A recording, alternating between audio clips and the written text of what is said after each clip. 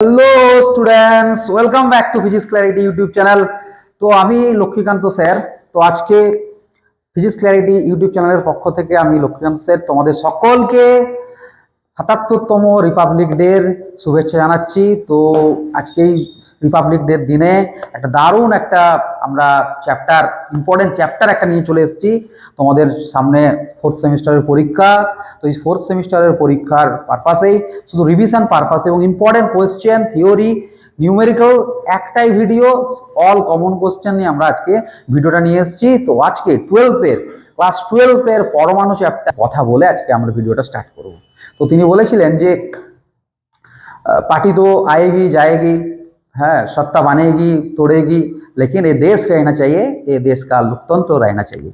তো এই যে আজকে যে দারুণ একটা দিনে আজকে এই ভিডিওটা আমি বানাচ্ছি তোমাদের জন্য।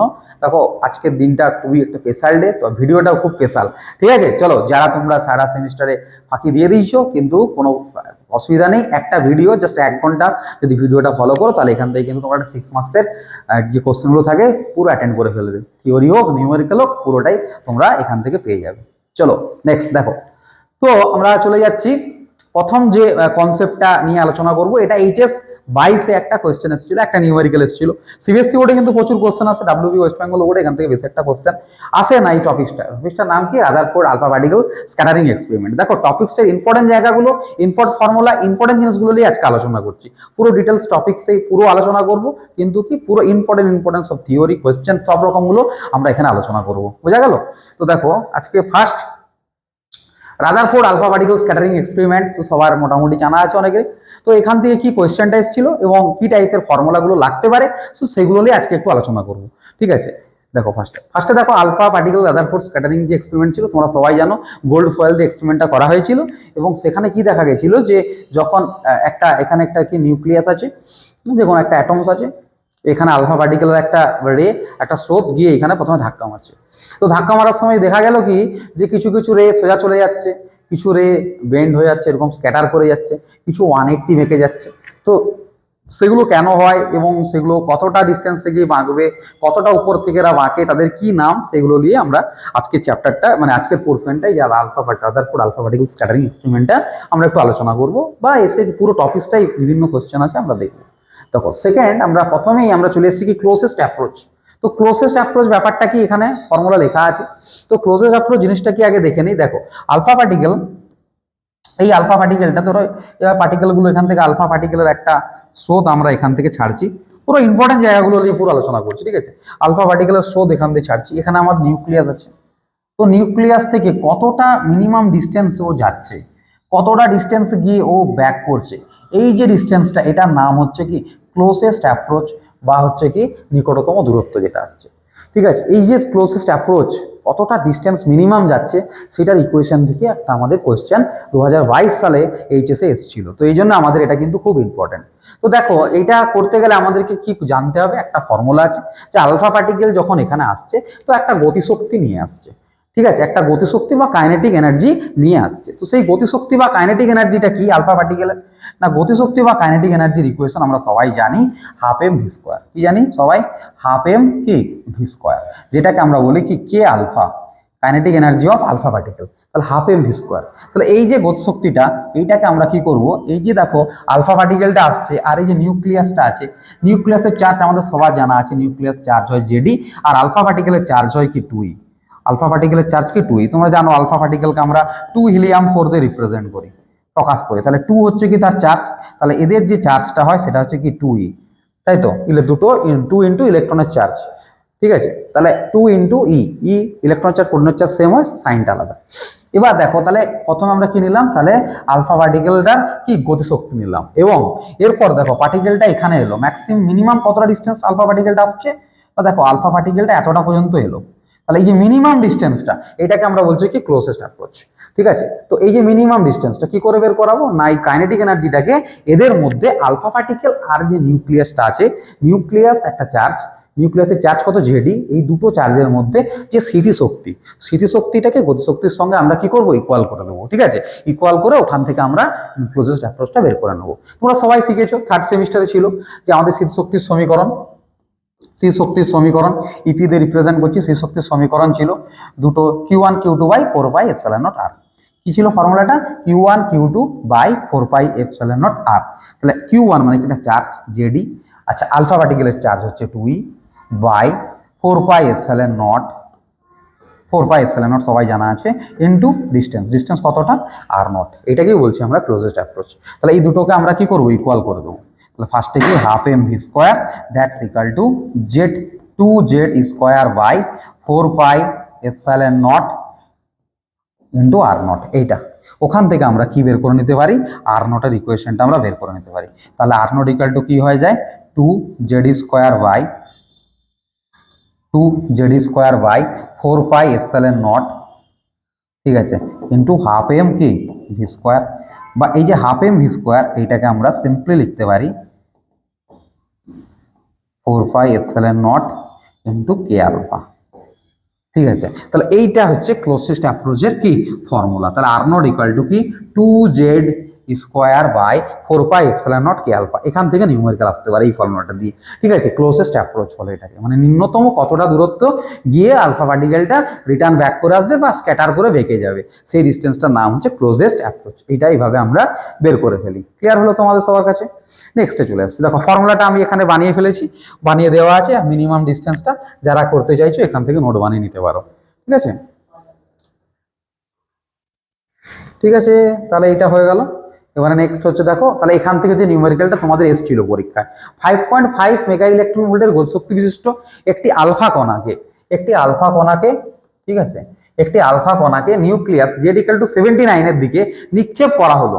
সান্নিধ্যের নিকটবর্তী দূরত্বের মান কতই? দেখো, সান্নিধ্যের নিকটবর্তী দূরত্ব মানেই হচ্ছে কি ক্লোজেস্ট অ্যাপ্রোচ। সান্নিধ্যের নিকটবর্তী দূরত্ব মানে কি ক্লোজেস্ট অ্যাপ্রোচ। তাহলে এর ফর্মুলা এক্ষুনি আমরা শিখলাম যে R naught equal to 2z square by কি 4 পাই এপসাইলন নট ইন্টু কি শিখলাম কে আলফা। তাহলে এখান থেকে দেখো কে আলফা কোনটা? গতিশক্তি বিশিষ্ট। কে মানে গতিশক্তি, আলফা মানে আলফা কণার গতিশক্তি। তাহলে এখানে আলফা কণার গতিশক্তি হচ্ছে 5.5 মেগা ইলেকট্রন ভোল্ট। তাহলে আমরা এখানে মার্কিং করে নিচ্ছি। তাহলে কে আলফা, তাহলে কে আলফা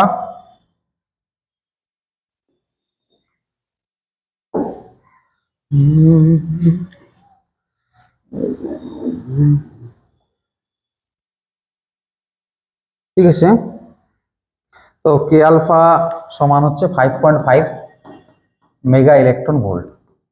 তো এইটাকে মেগা ইলেকট্রন ভোল্টটাকে তুমি জুলে নিয়ে চলে যাবে এসআইতে। তাহলে 1 মেগা ইলেকট্রন ভোল্ট মানে কি 10⁶ ইলেকট্রন ভোল্ট। আবার 1 ইলেকট্রন ভোল্ট সমান কি 1.6 10⁻⁻19 জুল।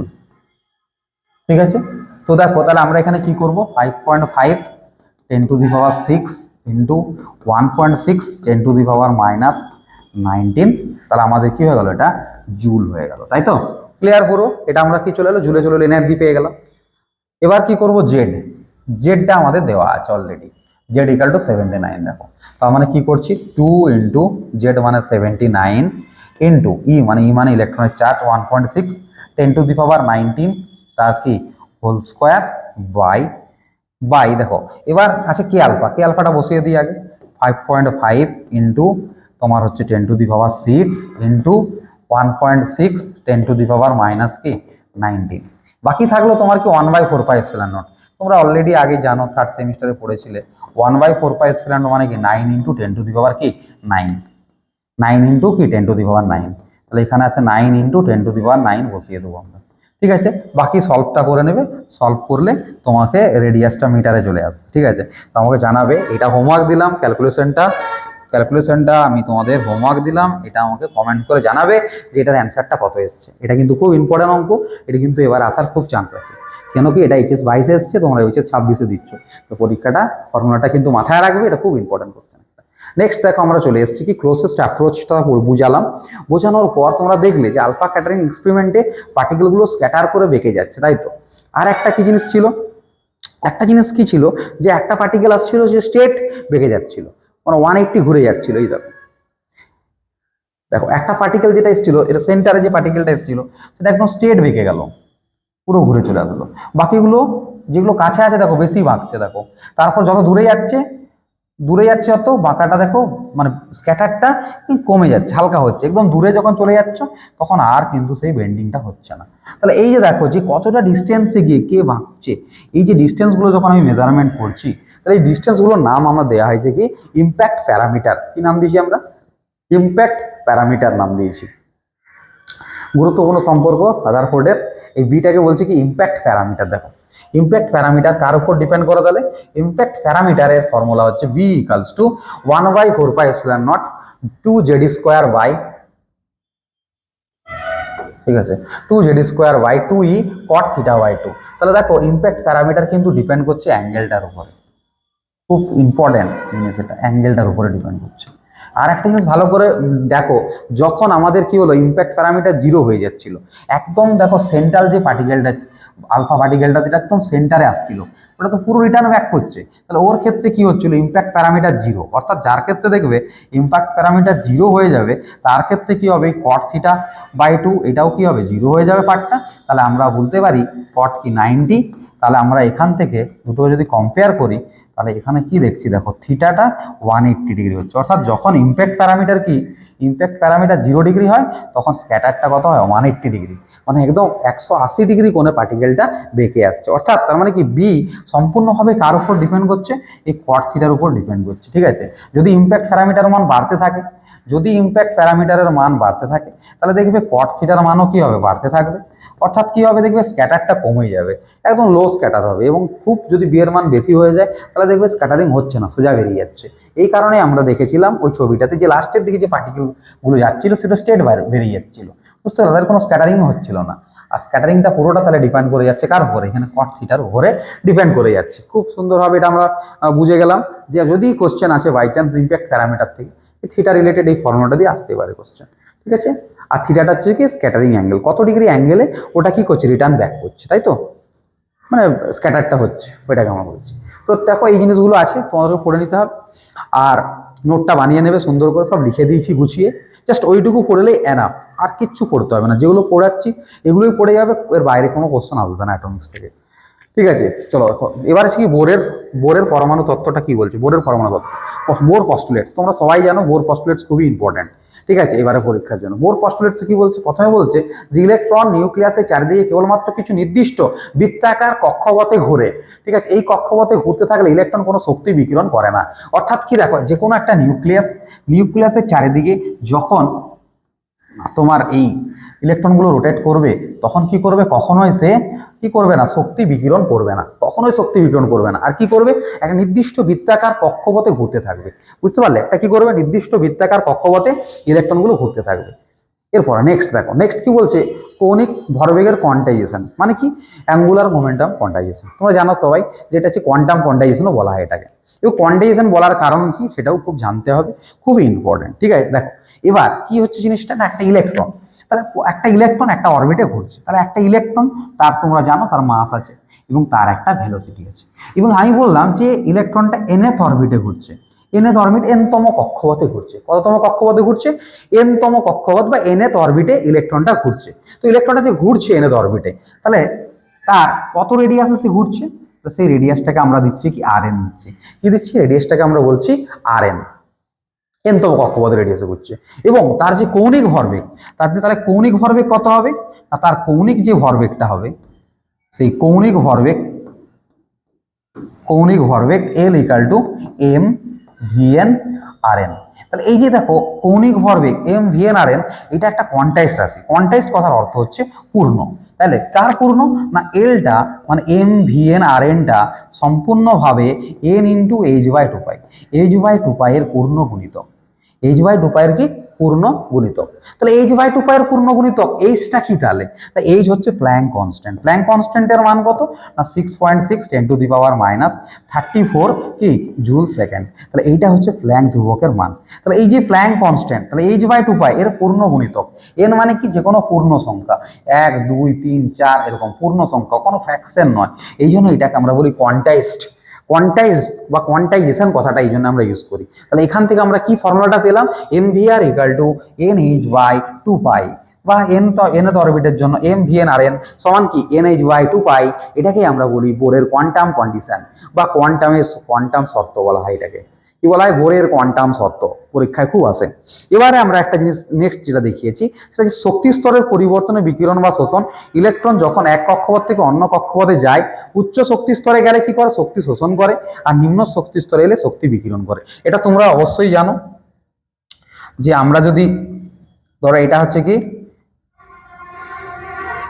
এটা হচ্ছে গরিব লোক, এটা ধরো বড় লোক, তাহলে গরিব লোক যদি পয়সা পেয়ে যায় বাইরে থেকে, তাহলে সে কি হয়ে যাবে, বড় লোক হয়ে যাবে, তাই তো। তার মানে কি, একটা নিম্ন শক্তি স্তর, এটা হচ্ছে নিম্ন শক্তি স্তর, তাহলে একটা নিম্ন কি শক্তি স্তর, আর এটা হচ্ছে উচ্চ শক্তি স্তর, উচ্চ শক্তি স্তর। পয়সা কড়ি আছে, এর পয়সা কড়ি নেই। নিম্ন শক্তি স্তরে আছে, পয়সা কড়ি নেই, টাকা পয়সা নেই। উচ্চ শক্তি স্তর টাকা পয়সা আছে, তাহলে কি হলো, বাইরে থেকে প্রচুর লটারি পেয়ে গেল, তাহলে কি হলো, নিম্ন শক্তি স্তর থেকে উচ্চ শক্তি স্তরে চলে গেল।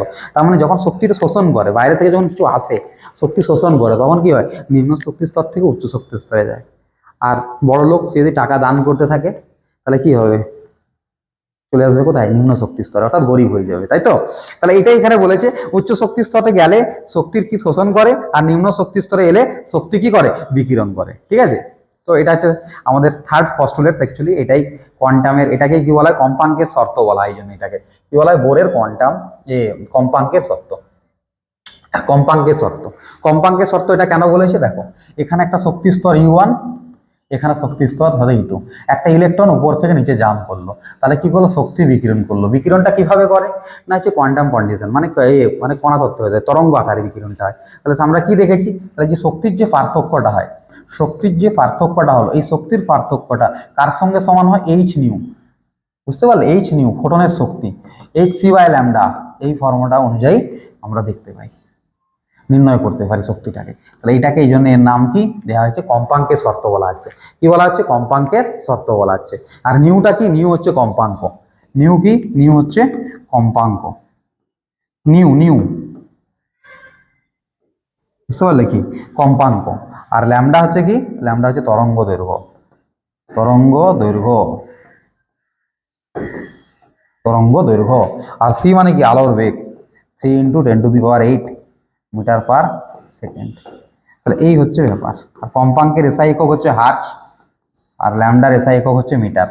মনে রাখবে, অঙ্কজ পারপাসে, নিউমেরিক্যাল পারপাসে এটা মনে রাখতে হবে। এবার গুরুত্বপূর্ণ কোথায়, দেখো আমাদের এই যে বোরের কোয়ান্টামটা, কোয়ান্টাম কন্ডিশন বা কোয়ান্টাম শর্ত, বোরের তত্ত্ব কেন আমাদের কাছে গুরুত্বপূর্ণ, গুরুত্বপূর্ণ এই পারপাসেই যে দেখো না, পরমাণুর স্থিতিশীলতা ব্যাখ্যা করতে সক্ষম, পরমাণু যে স্থিতিশীল স্থির সেটা কিন্তু আমাদেরকে ব্যাখ্যা করতে পারে। 2 নম্বর কি, হাইড্রোজেন স্পেকট্রাম সফলভাবে ব্যাখ্যা করতে পারে। হাইড্রোজেন স্পেকট্রামের কনসেপ্ট আমরা আসবো পরে, সেই হাইড্রোজেন স্পেকট্রামটাকে কি করতে পারে, সফলভাবে ব্যাখ্যা করতে পারে। 2 নম্বর কি, আধুনিক যে কোয়ান্টাম তত্ত্বের ভিত্তি স্থাপন করতে পারে, আধুনিক কোয়ান্টাম কন্ডিশনটা, কোয়ান্টাম যে তথ্যটা সেটাকে ব্যাখ্যা করতে পারে। কোয়ান্টামের তথ্য আছে বলেই তো আমরা এটা বলতে পারি কোয়ান্টাম থেকেই, যে কোয়ান্টামের শক্তি তো equal to H new hc/λ, তো সেটা ভিত্তি আমরা কি করতে পারি, স্থাপন করতে পারি।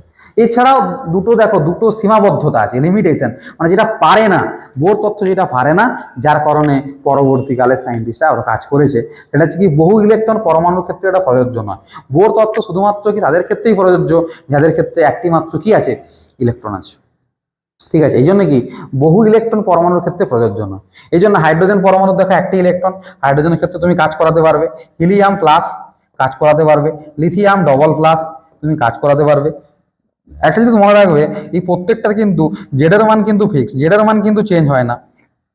জেড অর্থাৎ পরমাণু সংখ্যা কখনো চেঞ্জ হয় না, শুধু ইলেকট্রনের কি আদান প্রদান হয়। একটা পরমাণু তো ইলেকট্রন যেতে পারে, আসতে পারে, কিন্তু প্রোটন যাওয়া আসা করবে না, বুঝতে পারলে। তাহলে আমি হিলিয়াম প্লাস লিখেছি, মানে কিন্তু প্রোটন কিন্তু এর মধ্যে 2 আছে, অর্থাৎ পরমাণু ক্রমাঙ্ক কিন্তু 2 থাকবে, ঠিক আছে। লিথিয়াম ডবল প্লাস লিখেছি, দেখো লিথিয়াম ডবল প্লাস, এর মানে কিন্তু জেডের মান 3, কিন্তু দেখো এর ইলেকট্রন সংখ্যা যদি তুমি ভাবো, ইলেকট্রন সংখ্যা কিন্তু 1। অর্থাৎ কার কোন কোন গুলোর জন্য শুধুমাত্র বোর তত্ত্বটা কাজ করে, খুবই ইম্পর্টেন্ট। এটা অনেক সময় পরীক্ষাতে চলে আসে, বিভিন্ন কম্পিটিটিভ পরীক্ষাতে 1 নম্বরের কোশ্চেন এসে যায়, হ্যাঁ, যাদের লাস্টে কি একটা মাত্র ইলেকট্রন থাকে তাদের ক্ষেত্রে। এছাড়া দুটো ইম্পর্টেন্ট এক্সপেরিমেন্ট পরবর্তীকালে আসে বোরের পর, সেটা একটা জিমান এফেক্ট আর একটা স্টার্ক এফেক্ট। এই জিমান এফেক্ট আর স্টার্ক এফেক্ট এইটাকে ব্যাখ্যা করতে পারে না, ঠিক আছে, এটাই কিন্তু ব্যাখ্যা করতে পারে না বোর তত্ত্ব, বোর থিওরি, ঠিক আছে। এটাই হচ্ছে ফার্স্ট ক্লাস। তো এরপর আমরা চলে আসবো নেক্সট ইম্পর্টেন্ট, আমাদের কাছে একটা ফর্মুলা আছে, সেটা হচ্ছে কি ডি ব্রগলি হাইপোথিসিসটাকে অ্যাপ্লাই করে, আমাদের কোশ্চেনটা কি ডি ব্রগলি হাইপোথিসিসটাকে অ্যাপ্লাই করে আমাদেরকে কি করতে হবে, ডি ব্রগলি হাইপোথিসিসটাকে অ্যাপ্লাই করে আমাদের বোরের কোয়ান্টাম শর্তটাকে প্রতিষ্ঠা করতে হবে। ঠিক আছে, তাহলে কি ডি ব্রগলিটাকে আমরা দ্য ব্রয় বলি না, ডি ব্রগলি প্রকল্প থেকে, এটা খুব ইম্পর্টেন্ট কোশ্চেন, এটা পরীক্ষা আসার প্রবল চান্স আছে, প্রকল্প থেকে বোরের কোয়ান্টাম শর্ত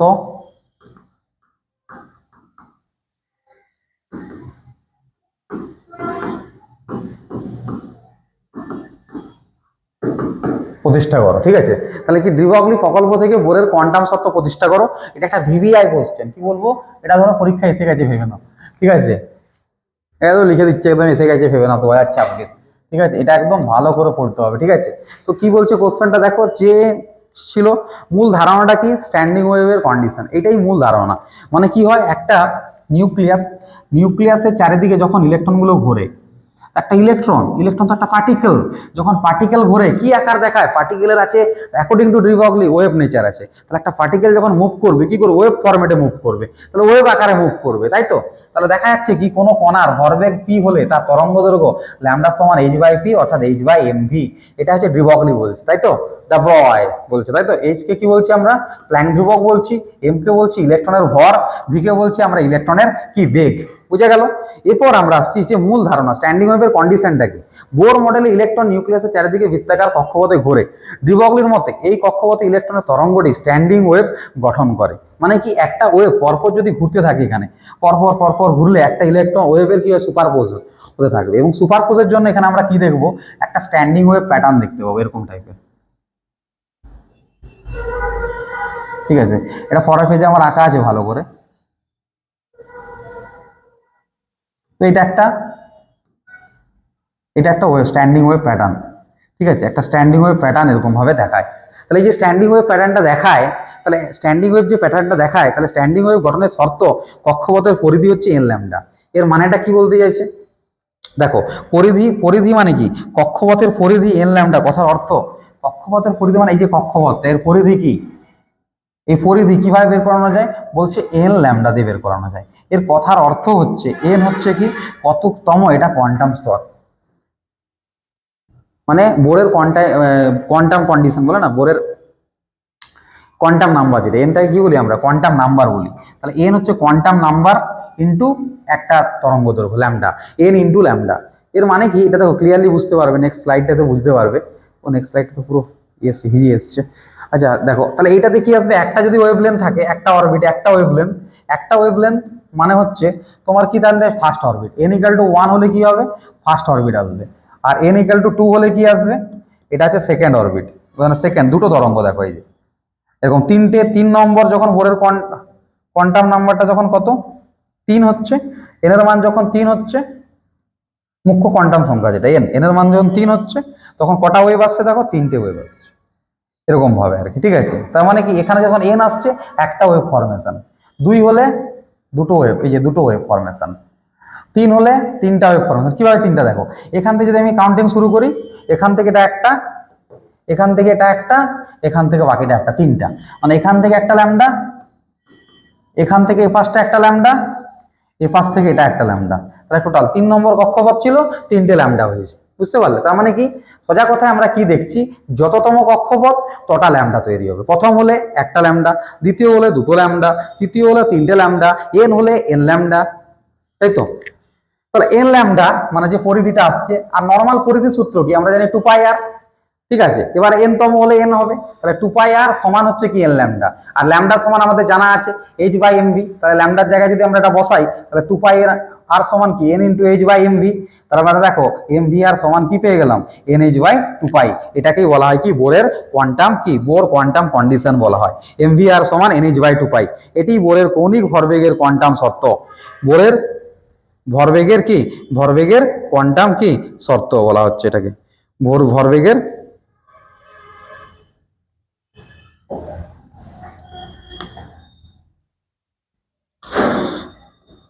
ঠিক আছে, কোয়ান্টাম শর্ত বলা হচ্ছে। নেক্সট দেখো, নেক্সট হচ্ছে বোরের ব্যাসার্ধ। বোর রেডিয়াসের ইকুয়েশনটা আমাদেরকে ডেরাইভ করতে হবে, যেটা কিনা প্রচুর আসে পরীক্ষায়।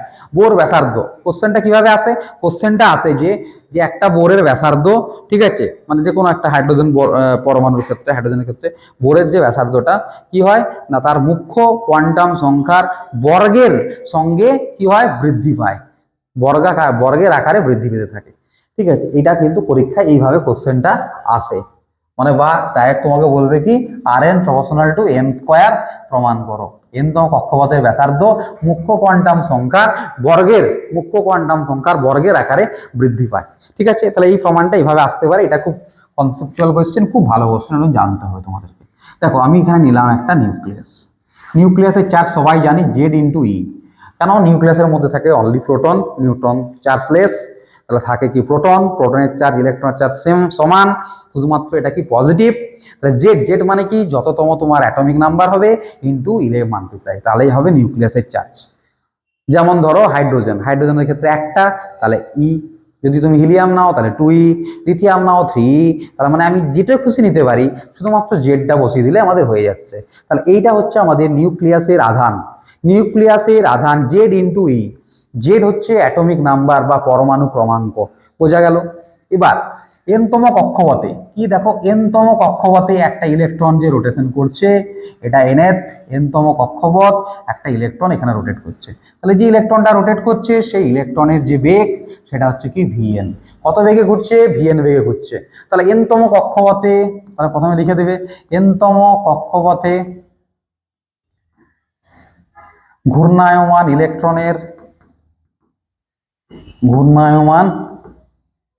ইলেকট্রনের বেগ হচ্ছে ভিএন। তাহলে কত বেগে ঘুরছে? ভিএন। তাহলে যদি এরকম ভাবে ভিএন বেগে ঘুরে, তাহলে দেখবে বাইরের দিকে একটা, আমরা জানি বৃত্তাকার সার্কুলার মোশনে পড়েছি, বৃত্তীয় গতিতে পড়েছি, বাইরের দিকে একটি বল কাজ করে। সেই বলটিকে আমরা কি বলি? অপকেন্দ্র বল। সেই অপকেন্দ্র বল যেটা এফ, সেটা হচ্ছে ফর্মুলা আমাদের জানা আছে mv²/r। যেহেতু এনএথ অরবিট, এই জন্য এনটা চলে আসছে। ঠিক আছে, এবং দেখো যেহেতু ইলেকট্রন চার্জ নেগেটিভ আর প্রোটনের চার্জ পজিটিভ, তাহলে ইলেকট্রন আর এর মধ্যে কি আসছে, আর আর এনটা কি, আর এনটা লিখে দিবে, আর এন হচ্ছে এনতম কক্ষপথের ব্যাসার্ধ, এনতম কক্ষপথের কি ব্যাসার্ধ। ঠিক আছে, তাহলে দেখো, তাহলে অপকেন্দ্র বল পেয়ে গেলাম। এরপর সমান করবো আমরা স্থির তড়িৎ আকর্ষণ বল, বা এটা সোজা কথায় কি কুলম্ব বল। স্থির তড়িৎ কুলম্ব বলের ফর্মুলা সবাই জানি, Q1Q2/4πε0r², তাই তো। তাহলে Q1 Q2 অর্থাৎ দুটো আধান জেডি ইন্টু ই। তাহলে কি Z e into e by 4πε0 into RN²। তাহলে এটা সেকেন্ড ইকুয়েশন, এটাকে আমি বললাম ফার্স্ট ইকুয়েশন। এই দুটোকে আমরা কি করবো, ইকুয়াল করে দেবো। তাহলে ইকুয়াল করে দিলে আমরা যেটা পেয়ে যাবো mVn²/Rn equal to Zd²/4πε0 into কি RN²। এখান থেকে আমরা একটা RN কেটে দেবো, কেটে যাবে। ওখান থেকে Vn² সমান কি হবে, Zd²/4πε0। একদম সিম্পল জিনিস, কিচ্ছু নেই, mRn। এটা 3 নম্বর ইকুয়েশন দিয়ে দিলাম। ঠিক আছে, এবার আমরা সবাই জানি যে কোয়ান্টাম শর্ত থেকে পাই mVnRn সমান nh/2π। তার মানে Vn সমান nh/2π mRn। তাহলে এইটাকেই যদি আমি স্কোয়ার করে দিই, তাহলে এটাকেই স্কোয়ার করলে আমি পাবো Vn² equal to n² h², 4π² m²Rn², এটাকে বলছি 4, ইকুয়েশন 4। তাহলে 3 আর 4 কে কি করব, এবার ইকুয়াল করে দেবো। 3 আর 4 দুটো যদি Vn² পেয়ে গেছি, তাহলে 3 আর 4 কে আমরা কি করলাম, ইকুয়েট করে দিলাম। 3 আর 4 কে যখন সমান করে দেবো আমরা, তাহলে Zd²/4πε0 mRn সমান, ওখানে আসছে দেখো n²h²/4π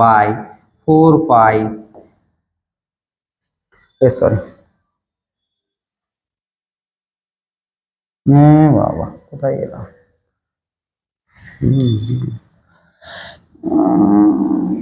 কোথায় যাচ্ছিস রে?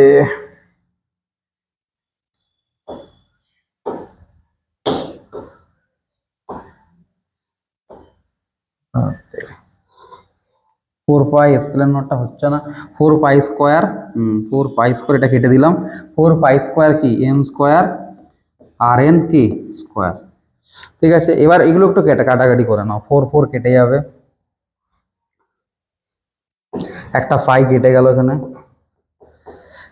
ঠিক আছে, দেখো এম একটা কেটে যাচ্ছে, আর এন একটা কেটে যাচ্ছে এখানে।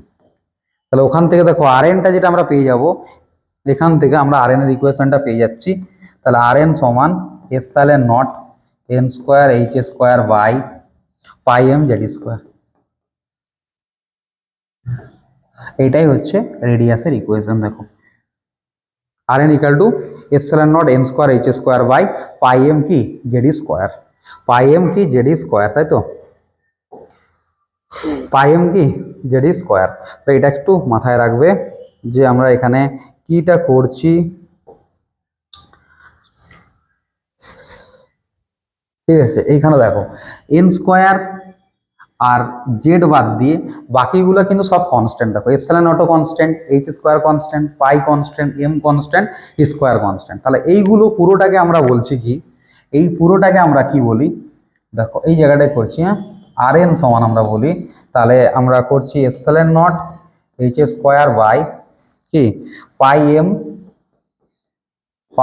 Square r n square by Z. তাহলে এই যে পুরো পার্টটা, এটাকে যদি ক্যালকুলেশন করা হয়, এই ক্যালকুলেশন করলে এটা আমরা পেয়ে যাই একটা কনস্ট্যান্ট, সেটাকে বলছি আর নট। ঠিক আছে, এই আর নটের যে ভ্যালুটা হয় সেটা হচ্ছে 0.53 অ্যাংস্ট্রম।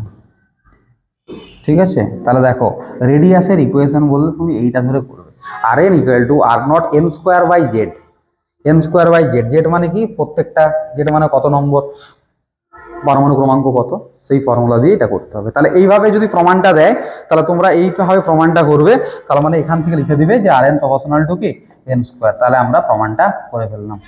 ঠিক আছে, তাহলে সবার বোঝা গেল আশা করি। চলো নেক্সট, আমরা নেক্সটে চলে যাচ্ছি।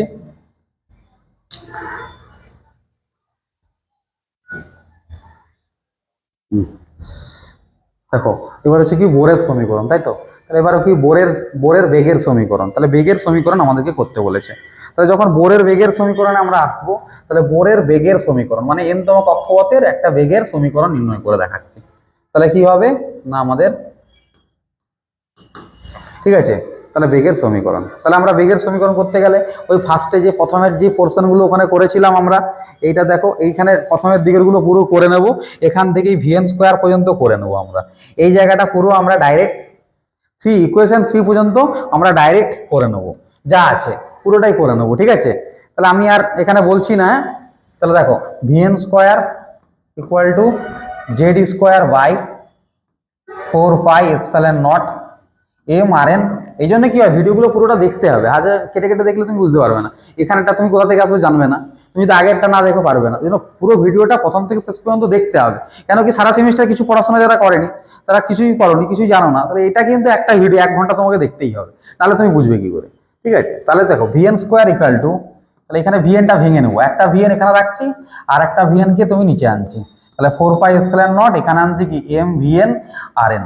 তাহলে এই যে এম ভিএন আর এন, এম ভিএন আর এন, এটাকে আমরা বলি কি এনএইচ বাই 2 পাই, কি বলি আমরা এনএইচ বাই 2 পাই। তাহলে আমরা এখান থেকে যেটা আমরা পাবো সেটা হচ্ছে Z square by 4 pi epsilon naught N H by 2 pi. ঠিক আছে, এনএইচ বাই কি 2 পাই। তাহলে এখান থেকে দেখো 2 একটা কাটলো, পাই একটা এখান থেকে কেটে গেল, তার মানে আমরা কি পেলাম, পেলাম Z square by 2 pi epsilon not N H, N H, তাই তো। এবার কি করবো, উপর নিচে একটা সি দিয়ে মাল্টিপ্লাই করে দিই আমরা। ঠিক আছে, বুঝতে পারলে। তাহলে এখান থেকে আমরা যেটা পাবো, সেখান থেকে দেখো আমরা এখান পর এই যে বাকি যে পার্টটা আমাদের এখানে থাকে সেটাকে আমরা কি করব, কনস্ট্যান্ট বানিয়ে ফেলবো এখানে। হ্যাঁ দেখো বলে দিচ্ছি, ঠিক আছে, তাহলে এখান থেকে দেখো এই যে স্কোয়ার 2 পাই এপসিলন নট, এই পুরো যে পার্টটা শুধুমাত্র এই যে এন স্কোয়ারটাকে বাদ দিয়ে এটাকে আমরা একটা কনস্ট্যান্ট হিসাবে রিপ্রেজেন্ট করি। তাহলে টি থাকছে, উপরে থাকতে জেড সি, আচ্ছা, আর হচ্ছে কি নিচে থাকছে এন। আর বাকি যে পুরো পার্টটা, মানে বাকি পার্টটা কি, পুরোটা হচ্ছে স্কোয়ার বাই নিচে আসছে কত, 2 pi epsilon not, 2 pi epsilon naught H C. এই পুরো পার্টটাকে আমরা একটা কনস্ট্যান্ট বলি, যার নাম হচ্ছে রাদারফোর্ড সূক্ষ্ম গঠন ধ্রুবক, সরি, সোমারফোল্ড সূক্ষ্ম গঠন ধ্রুবক, সোমারফিল্ড সূক্ষ্ম গঠন ধ্রুবক। ঠিক আছে, ফাইন স্ট্রাকচার কনস্ট্যান্ট, যাকে আমরা আলফা দিয়ে রিপ্রেজেন্ট করি, কি দিয়ে, Z C alpha by N, Z C alpha by N, এবং যার ভ্যালু হচ্ছে Z C by 137 N, Z C by 137 N. এইটাই হচ্ছে তোমার বেগের একটা ইম্পর্টেন্ট ফর্মুলা। তাহলে বেগের ফর্মুলা কি হলো, এনতম কক্ষপথের Z C 130, sorry, Z C Y, ঠিক আছে, Z C, sorry, Z C Y 137 কি N, Z C Y 137 N, এটাই হচ্ছে কি বেগের সমীকরণ। জেড সি ওয়াই কি 137 এন, এটাতে যে কোনো তুমি নিউমেরিক্যাল করতে পারবে, সে হাইড্রোজেন, হিলিয়াম, লিথিয়াম যা হবে। পরে আমি এটা থেকে নিউমেরিক্যাল আছে, প্রত্যেকটা নিউমেরিক্যাল আছে আমাদের লাস্টের দিকে স্লাইডে, সব নিউমেরিক্যাল আছে, আমি করাবো। হ্যাঁ, সবাই এই ভিডিওগুলো দেখবে ভালো করে, পুরোটা দেখবে, নালে হবে না। ঠিক আছে, তো চলে যাচ্ছি নেক্সট, দেখো তো নেক্সট চলে যাচ্ছি আমরা। ঠিক আছে, দেখো বোরের শক্তির সমীকরণ, এবার হচ্ছে কি আসছে, আমরা বোরের শক্তির সমীকরণ। শক্তি বলতে গেলে আমরা বেসিক্যালি দুটো শক্তিকে বুঝি, যেহেতু আমাদের এখানে ইলেকট্রন ঘুরছে, নিউক্লিয়াসের চারিদিকে ইলেকট্রন গোল গোল করে ঘুরছে, তাহলে প্রত্যেকের বেগ আছে, তাহলে মানে বেগ থাকা মানে থাকবে কি গতিশক্তি, বেগ থাকা মানে কি থাকবে, গতিশক্তি থাকবে। তাহলে গতিশক্তি যদি থাকে, তাহলে গতিশক্তির ক্ষেত্রে দেখো গতিশক্তি যদি থাকে, তাহলে গতিশক্তি কাইনেটিক এনার্জি সমান হাফ এম ভি স্কোয়ার। আর আমরা এতক্ষণ ভি স্কোয়ার নিয়ে আলোচনা করছিলাম, তাহলে আমরা ডাইরেক্ট ভি স্কোয়ারের ইকুয়েশন লিখবো Z square by 4 pi epsilon naught M R N. তাহলে দেখো এখান থেকে এমটা কেটে যাচ্ছে, তাহলে তুমি কি পাবে, Z square by 4 pi epsilon not 2 R N. এটাই হচ্ছে গতিশক্তির ইকুয়েশন। ঠিক আছে, এটা গতিশক্তি। এবার হচ্ছে স্থির শক্তি। স্থির শক্তি, স্থির শক্তি মানে তোমরা বুঝতেই পারছো, স্থির শক্তির সমীকরণ দিয়ে আমরা অ্যাপ্লাই করব এখানে। স্থির শক্তির সমীকরণ ইলেকট্রোস্ট্যাটিক্স আমরা পড়ে এসেছি, এই যে নিউক্লিয়াসের চার্জ ইন্টু ইলেকট্রনের চার্জ বাই এদের যে ডিস্টেন্স, তার মানে আমরা পড়ে এসেছি জেডি ইন্টু মাইনাস, এখানে দেখো এটা তো বল নয়, বল হলে মাইনাস হয় না, কিন্তু স্থির শক্তি হলে নেগেটিভ সাইন হয়, তাই তো, স্থির শক্তির বেলায় নেগেটিভ সাইনটা আসে, আর বলের বেলায় নেগেটিভ সাইন আসে না। তার মানে আমরা কি পেলাম, 4 পাই এপসিলন নট, ঠিক আছে, তাহলে কত পেলাম, 4 পাই এপসিলন নট ইন্টু এখানে আসবে আর এন। তার মানে আমরা ইকুয়েশনটা যেটা পাবো সেটা হচ্ছে minus Z square by 4 pi epsilon naught, Z square by 4 pi epsilon naught into কি আর এন। ঠিক আছে, এইটা হচ্ছে আমাদের স্থির শক্তির ইকুয়েশন। কার ইকুয়েশন, এটা আমাদের স্থির শক্তির, স্থিতিশক্তির ইকুয়েশন। এরপর মোট শক্তি তাহলে কি হবে, তাহলে আমরা জানি মোট শক্তি ই এন সমান হচ্ছে কি E K kinetic energy plus energy of potential energy, তাই তো, sum of kinetic energy plus potential energy. তার মানে কি Z square by 4 pi epsilon not 2 R n minus Z square by 4 pi epsilon nought r n. তার মানে এখান থেকে আমরা পাই minus Z square by 4 pi epsilon not 2 R n. ঠিক আছে, আরে হাফ মাইনাস ওয়ান মানে মাইনাস হাফ, মাইনাসটা থাকছে, তাহলে এটাই হচ্ছে আমাদের মোট শক্তির ইকুয়েশন। তো দেখো এখান থেকে আমরা একটা ইম্পর্টেন্ট ফর্মুলায় আমি আসতে পারি এখান থেকে, সেটা কি ফর্মুলা ইম্পর্টেন্ট, সেটা হচ্ছে আমাদেরকে আমি দেখাচ্ছি।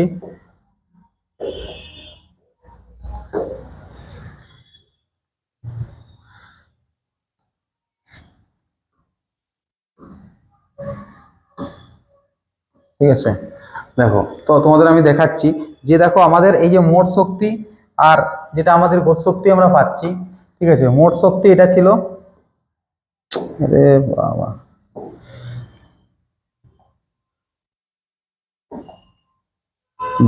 দেখো মোট শক্তি আর গতিশক্তি যেটা ব্যাপার হচ্ছে সেটা হচ্ছে, দেখো গতিশক্তি সমান ইকে সমান নেগেটিভ অফ মোট শক্তি। মানে গতিশক্তি তুমি কি করে পাবে না, শুধুমাত্র মোট শক্তিকে একটা মাইনাস দিয়ে মাল্টিপ্লাই করবে, -1 দিয়ে মাল্টিপ্লাই করবে, তাহলে কি পেয়ে যাবে তুমি পেয়ে যাবে গতিশক্তি। আর স্থির শক্তি মানে কি, দেখো স্থির শক্তি মানে হচ্ছে 2 ইএন, 2 মোট শক্তি। দেখো এখানটায় তো 2 নেই, আর এর আগে 2 নেই, এর আগে 2 আছে, 2 দিয়ে মাল্টিপ্লাই করলে 2টা কেটে যাবে, তাই না? তাহলে ইপি সমান কি হয়ে যাবে 2 তো এখান থেকে আমি একটা রেশিও বলতে পারি, অনেক সময় পরীক্ষায় আসে গতিশক্তি আর মোট শক্তির রেশিও কি হয়। সবসময় মনে রাখবে গতিশক্তি কখনোই নেগেটিভ হয় না, ওই জন্য কি 1:-1 হয় এদের রেশিওটা, কখনোই হচ্ছে গতিশক্তি তোমার নেগেটিভ হবে না, সেই জন্য রেশিওটা কি 1:-1। ঠিক আছে, তো এইগুলো হচ্ছে ফর্মুলা, বিভিন্ন নিউমেরিক্যালে এইগুলোই দিবে ফর্মুলা তোমাকে। ঠিক আছে, তো মোটামুটি তোমরা সবাই বুঝতে পারলে যে কি আমি বলতে চাইছি। ঠিক আছে,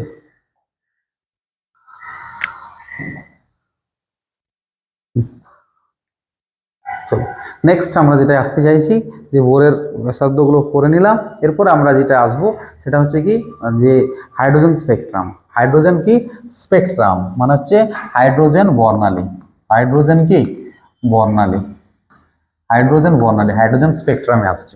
দেখো হাইড্রোজেন স্পেকট্রামের ক্ষেত্রে একটা ইম্পর্টেন্ট ফর্মুলা তোমাদের আমি বলছি, যে কোনো কক্ষপথ থেকে, ধরো যে কোনো কক্ষপথ থেকে একটা ইলেকট্রন যে কোনো কক্ষপথে যখন আসবে, একটাই আমি ফর্মুলা আমি তোমাদের শেখাচ্ছি এখানে, সেটা হচ্ছে ই সমান, তোমরা সবাই জানো যে ই মানে মোট শক্তির দুটো ইকুয়েশন আমরা এক্ষুনি দেখলাম, সেই ইকুয়েশনটা থেকে আমরা পাই RCH/n² একটা ফরম্যাট বানানো যায়, মানে মানগুলো বসিয়ে আর এন এর মানটা RCH/n² একটা ফরম্যাট বানানো যায়, আর একটা কি -13.6 Z²/n² ইলেকট্রন ভোল্ট একটা বানানো যায়। তো এই দুটো দিয়ে কিন্তু মোট শক্তির অঙ্ক আছে, এটা দিয়ে -13.6 Z²/n² ইলেকট্রন ভোল্ট, যেটা মানে কি অ্যাটমিক নাম্বার কততম, আর এন মানে কি কক্ষপথের সংখ্যা। ঠিক আছে, এই দুটো দিয়ে আমি একটা ফরম্যাট আমি তোমাদেরকে বানিয়ে দিচ্ছি এখানে, ওই দুটো ফরম্যাট, ওই ফরম্যাটটা মনে রাখবে।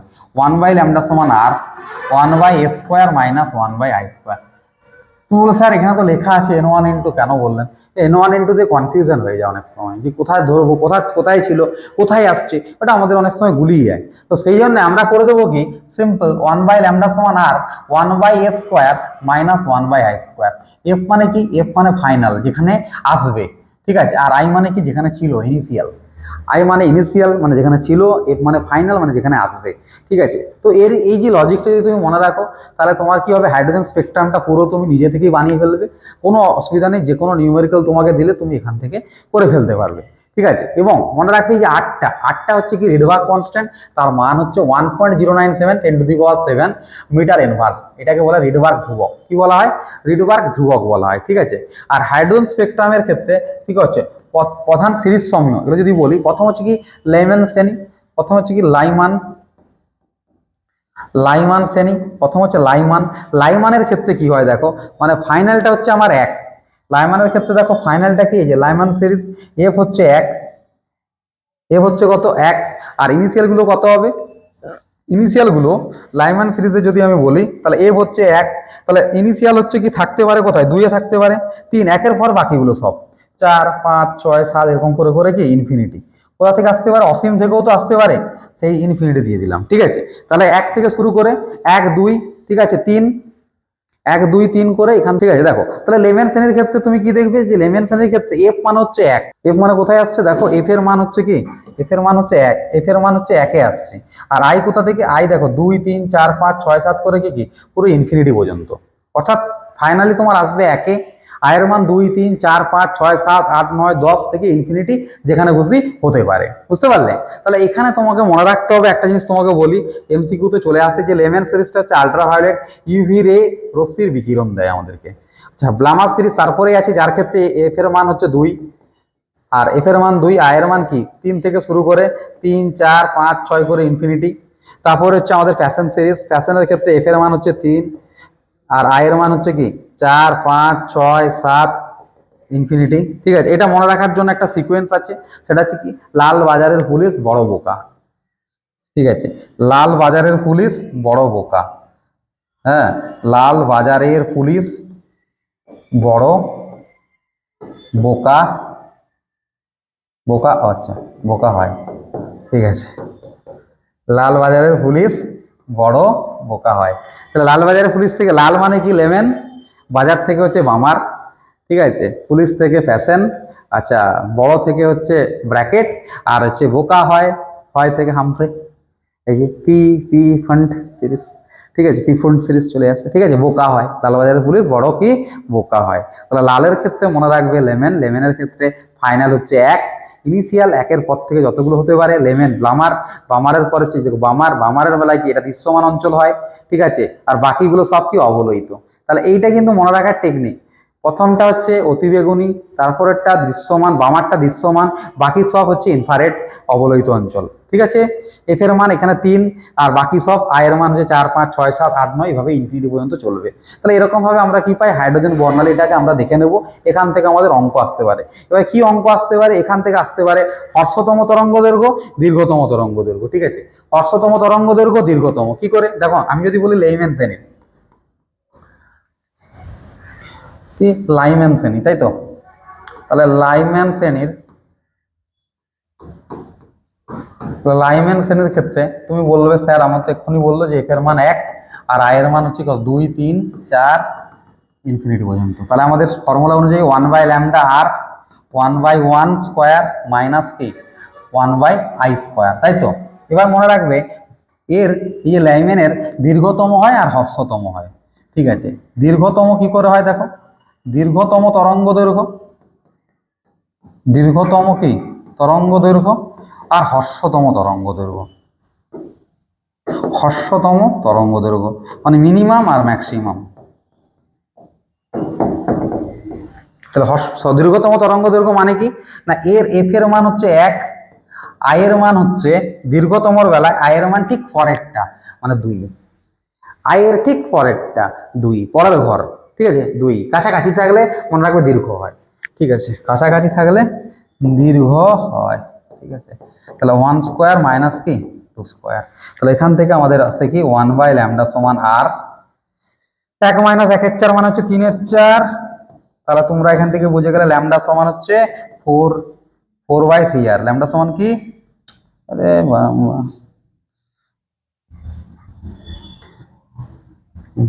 ল্যামডা সমান কি 4/3 আর, তাহলে দেখো 4/3 আর, আর একটা জিনিস মনে রাখবে এই হ্রস্বতম তরঙ্গ দৈর্ঘ্যের বেলায় কি হয় দেখো, যে ল্যামডা এটা কি তাহলে ম্যাক্স, এটা কি ল্যামডা ম্যাক্স ম্যাক্সিমাম, আর মিনিমামের বেলায় কি হয় 1 বাই ল্যামডা সমান R 1 minus 1 by infinity square, infinity square মানে এটা 0 হয়ে যাবে, তাহলে শুধু থাকবে কি আর, তাহলে ওখান থেকে ল্যামডা মিন যেটা তুমি পাবে সেটা হচ্ছে কি 1 বাই আর, এই 1 বাই আর কে আমরা বলি 911 অ্যাংস্ট্রম, যেটা কিনা পুরো হাইড্রোজেন বর্ণালীর সবচেয়ে ক্ষুদ্রতম তরঙ্গ।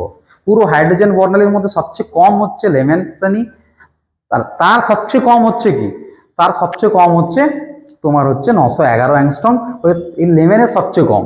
তাহলে পুরো হাইড্রোজেন স্পেকট্রামের ক্ষেত্রে সবচেয়ে কম হচ্ছে কি 911 কি অ্যাংস্ট্রম, ঠিক আছে। এই হচ্ছে আমাদের লেমেন শ্রেণীর গল্প আছে। তাহলে এখান থেকে প্রত্যেকটা শ্রেণী দিতে পারে, দীর্ঘতম তরঙ্গ দৈর্ঘ্য দিতে পারে, আর হ্রস্বতম তরঙ্গ দৈর্ঘ্য কি দিতে পারে। তাহলে হ্রস্বর বেলায় সবসময় মনে রাখবে দীর্ঘর বেলায় কি তার ঠিক পরেরটা মানে এফের মান যা দেওয়া থাকবে তার ঠিক পরেরটা, আর হ্রস্বের বেলায় কি হবে একটা মান এফ ঠিক আছে, বাকিটা হচ্ছে কি ইনফিনিটি, ঠিক আছে, বাকিটা কি ইনফিনিটি। তাহলে এটা কিন্তু আমাদেরকে মাথায় রাখতে হবে, ঠিক আছে। তো নেক্সট আমরা চলে যাচ্ছি, আর তোমাদের হয়ে গেল, এরপর হচ্ছে এক্সরে স্পেকট্রামে আমরা চলে যাচ্ছি। দেখো এক্সরে এক্সরশ্মি পরীক্ষা, এক্সরে এক্সপেরিমেন্ট, এক্সরে এক্সপেরিমেন্টের বেলায় কি হয় না, দেখো আমাদের দুটো প্লেট থাকছে, একটা ক্যাথোড প্লেট আর একটাকে আমরা বলছি টাংস্টেনের অ্যানোড প্লেট। এটা টাংস্টেন ধাতু দিয়ে তৈরি করা হয়, ঠিক আছে, মনে রাখবে কি টাংস্টেন ধাতু দিয়ে তৈরি করা হয়। এবার এখানে আসছে কি ইলেকট্রন গান, এখান থেকে ইলেকট্রন আসছে এবং এই ইলেকট্রন প্লেটের মধ্যে ধাক্কা খাচ্ছে, দিয়ে এখান থেকে একটা অদৃশ্য ফোটন কণা বেরিয়ে আসছে। কি বেরিয়ে আসছে এখানে, ফোটন পার্টিকেল বেরিয়ে আসছে, ফোটন। ফোটন মানে কি এখানে কি প্যাকেট অফ এনার্জি বেরিয়ে আসছে, কি বেরিয়ে আসছে এগুলি প্যাকেট অফ এনার্জি, এরকম প্যাকেট অফ এনার্জি বেরিয়ে আসছে, থাকে থাকে থাকে থাকে প্যাকেট অফ এনার্জি বেরিয়ে আসছে এখান থেকে, ঠিক আছে। এগুলো হচ্ছে সব ফোটন, এগুলোর নাম দিচ্ছি আমরা কি এক্সরে, এক্সরে রেঞ্জে পড়ছে বলে এক্সরে। ইলেকট্রোম্যাগনেটিক ওয়েভতে আমরা পড়েছিলাম এক্সরের একটা রেঞ্জ আছে, সেই রেঞ্জের মধ্যে এই রশ্মিটা পড়ছে বলে এই জন্য এর নাম আমরা বলেছি কি এক্সরে, ঠিক আছে, এটাই হচ্ছে আমাদের এক্স রে এক্সপেরিমেন্ট। এটাকে বলা হয় কুলিস নল, পুরোটাকে আমরা কি বলি, কুলিস নল বলি। ঠিক আছে, এবং এখানে আমরা একটা ব্যাটারি অ্যাপ্লাই করি। এখানে কি দেই, ব্যাটারি দিই, হাই ভোল্টেজের একটা ব্যাটারি দেওয়া থাকে। ঠিক আছে, এবার সেখানে কি দেওয়া থাকে, অবভিয়াসলি ব্যাটারি আছে মানে সেখানে একটা তোমার রিওস্টেট থাকবে, রিওস্টেট দিয়ে কমা ভরা ব্যাপারটা হবেই। ঠিক আছে, তাহলে এখানে ধরো আমি বলছি যে আমি ভি বিভব এখানে অ্যাপ্লাই করছি, তার মানে কি এই দুটো প্লেটের মধ্যে বিভব পার্থক্য কত রাখছি আমি, ভি, বিভব পার্থক্য ভি রাখছি।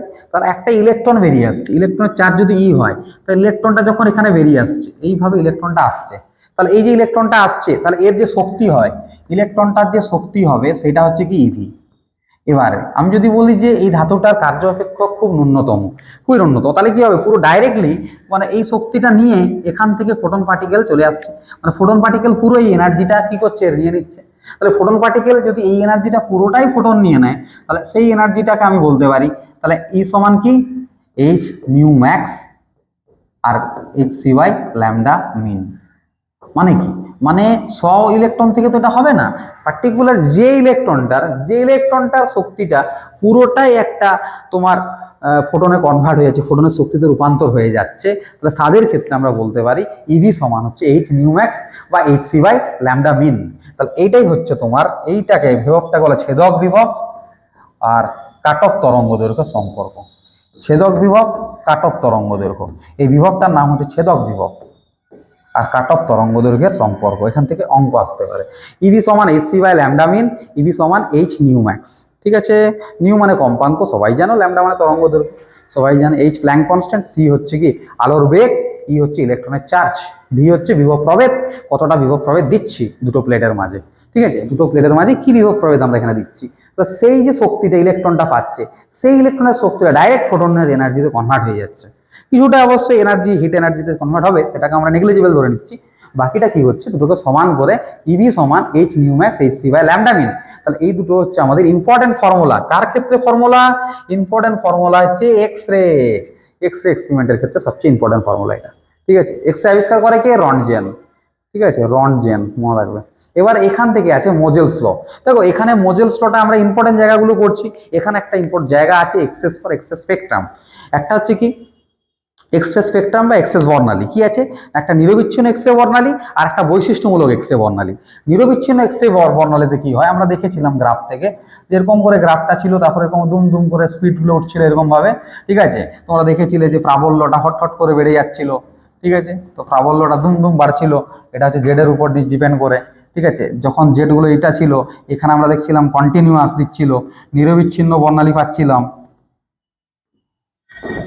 হ্যাঁ, নিরবিচ্ছিন্ন। আর এই জায়গাটা দেখো দুম দুম করে যে বেড়ে যাচ্ছে, এটা হচ্ছে কে আলফা কে বিটা লাইন, এগুলোকে নাম দিয়েছি কি, কে আলফা কে বিটা লাইন। এগুলো হচ্ছে কি বৈশিষ্ট্যমূলক এক্সরে বর্ণালী, কি বৈশিষ্ট্যমূলক এক্সরে বর্ণালী। তাহলে একটা নিরবিচ্ছিন্ন এক্সরে বর্ণালী, একটা বৈশিষ্ট্যমূলক এক্সরে বর্ণালী। তাহলে এক্সরে বর্ণালী দু প্রকারের আছে। ঠিক আছে, তো এই নিরবিচ্ছিন্ন বর্ণালীটা অতটা ইম্পর্টেন্ট নয় এগুলো, তো সেখান থেকে কোশ্চেন আসতে পারে। কে আলফা কে বিটা লাইনটা আমি পরে বলে দেবো। ঠিক আছে, তো কেবিটা কে আলফা লাইন একটু বলে দিই। বৈশিষ্ট্যমূলক এক্সরে বর্ণালীর ক্ষেত্রে কি ঘটনাটা ঘটে, ধরো একটা প্লেট আছে, তো একটা প্লেটের মধ্যে কি থাকবে, এটা একটা প্লেট, প্লেটের মধ্যে অ্যাটম থাকবে, অ্যাটমের মধ্যে অবশ্যই চারদিকে কি থাকবে, ইলেকট্রন মহল আছে, ইলেকট্রন আছে, তাই তো। তো দেখো তোমার ধরো একটা ইলেকট্রন, মানে যে ইলেকট্রনটা আমার আসছিল, ধরো কে একটা এনার্জি নিয়ে এসেছিল, তো একটা আসার পর ধরো মিনিমাম একটা অ্যাটমের সঙ্গে যদি কলিশন ঘটায়, তাহলে দেখা যায় তার কিছুটা এনার্জি কি লস হয়। তাহলে যে এনার্জিটা লস হয়, সেই এনার্জিটাই কি হয়, এখানে ফোটন বিকিরণ হিসাবে বেরিয়ে যায়, এইচ নিউ হিসাবে আমরা কি দেখি বেরিয়ে যায়, এস সি বাই ল্যামডা। তো এরকম কি একটা পদার্থের মধ্যে কি হয়, টাংস্টেন যে পদার্থটা, তার মধ্যে কোটি কোটি লক্ষ লক্ষ অ্যাটম আছে। আর ইলেকট্রন গান থেকে যে আমরা বলছি, এই যে এখান থেকে যে ক্যাথোড থেকে যে ইলেকট্রনগুলো বেরিয়ে আসছে, ঝাঁকে ঝাঁকে ইলেকট্রন বেরিয়ে আসছে, শক্তিশালী ইলেকট্রন, আর এর মধ্যে কোটি কোটি অ্যাটম আছে। তো প্রত্যেকটা অ্যাটমের সঙ্গে এরকম যদি একটা কলিশন হওয়ার প্রবাবিলিটি হয়, একটা মিনিমাম যদি কলিশন হয়, মিনিমাম একটা অ্যাটমের সঙ্গে যদি কলিশন হওয়ার প্রবাবিলিটি দেখায়, তাহলে কি হয়, তার যে শক্তি হ্রাস হবে সেটাই ডাইরেক্টলি কি হবে, বিকিরণ হিসাবে বেরিয়ে যাবে। তো সেটাই হচ্ছে সেই যে একটা রশ্মি কনস্ট্যান্ট কন্টিনিউয়াস যে একটা বর্ণালী আমরা পাবো, তরঙ্গ দৈর্ঘ্য রশ্মি পাবো, তাকে আমরা কি বলছি? নিরবিচ্ছিন্ন এক্স রে বর্ণালী বলছি। ওকে, এবার দেখা গেল যে এই শক্তিটা, এর শক্তিটা এতটাই বেশি যে দুম করে এই ইলেকট্রনটাকে ধাক্কা মারলো, একটা ইলেকট্রন চেঞ্জ করে গেল, একটা অরবিট থেকে আরেকটা অরবিটে পড়ে গেল। তাহলে যেই একটা অরবিট থেকে আরেকটা অরবিটে পড়ে যাবে তখন কি হবে? এক্সট্রা এনার্জি পাবো আমরা। তাহলে এতটা এনার্জি পাচ্ছিলাম, হঠাৎ করে এতটা এনার্জি পেয়ে যাবো, তাহলে কি হবে? তখন কি হবে? এনার্জি প্রাবল্য দুম দুম করে প্রাবল্য বাড়তে শুরু করবে, তাই তো? তাহলে এইটাকে আমরা বলছি কি? বৈশিষ্ট্যমূলক এক্স রে বর্ণালী বলছি এই ঘটনাটাকে। ঠিক আছে, এইটাকে আমরা কি বলছি? বৈশিষ্ট্যমূলক এক্স রে বর্ণালী বলছি আমরা। বুঝতে পারলে? তাহলে বৈশিষ্ট্যমূলক এক্স রে বর্ণালীর ক্ষেত্রে মনে রাখবে, তাহলে আমাদের যে স্তরগুলো হয় সেগুলো হচ্ছে ফার্স্ট কি? কে স্তর, তারপরে এল, তারপরে এম, পরপর পরপর দেখা যায়। এবার প্রথম স্তর থেকে যখন এল থেকে যখন কে তে আসে, এম থেকে যখন কে তে আসে, এই প্রথমেরটাকে বলে কে আলফা, পরেরটাকে বলা হয় কে বিটা। তেমনি ভাবে এল এর বেলায় প্রথমটাকে বলছি এল আলফা, তারপরটাকে আমরা বলছি কি? এল বিটা। এরকম ভাবে চলতে থাকে। ঠিক আছে, তাহলে মানে ব্যাপারটা কি হচ্ছে? এটা এন এর মান 1, এটা এন এর মান 2, এটা এন এর মান 3, এটা এন এর মান 4, এরকম ভাবে চলতে থাকে। আর আমাদের ফর্মুলা তো জানাই আছে, 1/λ সমান আর ইন্টু 1/f² মাইনাস 1/i²। এইটা দিয়ে সলভ করে নেবো। বলবে না স্যার আমি এটাতে করবো না, যে করবে না তো ভালো, তাহলে তখন তুমি করবে মাইনাস RCH/n² দিয়ে। যদি বলো এটাতে করবো না, তখন তুমি এনার্জির ফর্মুলা RCH/n² দিয়ে করে নিতে পারো। ঠিক আছে, তাহলে কে আলফার বেলায় কি হবে? এফ কে আলফা যদি আমি নেই, ঠিক আছে, তাহলে কে আলফার বেলায় কি হচ্ছে দেখো, কে আলফার বেলায় এফ হচ্ছে 1 আর আই হচ্ছে কি 2। এই যে আই হচ্ছে 2 নম্বর থেকে 1 নম্বরে আসছে। আচ্ছা, কে বিটার বেলায় যদি আমি বলি, কে বিটার বেলায় দেখো এফ এর মান 1, আই এর মান 3, এরকম ভাবে আর কি। ঠিক আছে, এরকম ভাবে আমরা কে আলফা, কে বিটা, কে লাইন পাই। এগুলোকে আমরা বলি বৈশিষ্ট্যমূলক এক্স রে বর্ণালী। ঠিক আছে, তো এরপরেই তোমার মোজেলের সূত্র আছে। মোজেল কি বলেছে? মোজন বলছে যে এই যে রশ্মিগুলো যখন নির্গত হয় তাদের যে কম্পাঙ্কটা, তাদের কম্পাঙ্কটা নির্ভর করে কার উপর? অ্যাটমিক নাম্বার, অর্থাৎ কি পরমাণু ক্রমাঙ্কের উপর নির্ভর করে, প্রপোর্শনাল টু হয়, অর্থাৎ রুট নিউ প্রপোর্শনাল টু কি জেড। এটাকে বলা হচ্ছে কি মোজলে বা মোজলস ইকুয়েশন, মোজলে ইকুয়েশন বা মোজেলির সমীকরণ এখানে লেখা আছে, মোজলেও বলা হয়। ঠিক আছে, অনেক নাম আছে, এটা কোনো অসুবিধা নেই। ঠিক আছে, এবং এটাকে কনস্ট্যান্ট ফরম্যাটে যদি লেখা হয় তাহলে root mu equal to A Z minus B ফরম্যাটে লেখা যায়। আবার এটাকে এইভাবে লেখা যায় mu equal to A square Z minus বির কি হোল স্কোয়ার। ঠিক আছে, তাহলে এইটাকে অনেক সময় আবার এভাবেও বলি আমরা, বি হচ্ছে একটা, বি এর মান 1 হয়, এ সবসময় নট ইজ ইকাল টু 0 হয়, এবং সেখান থেকে mu equal to A Z minus 1 এর কি হোল স্কোয়ার।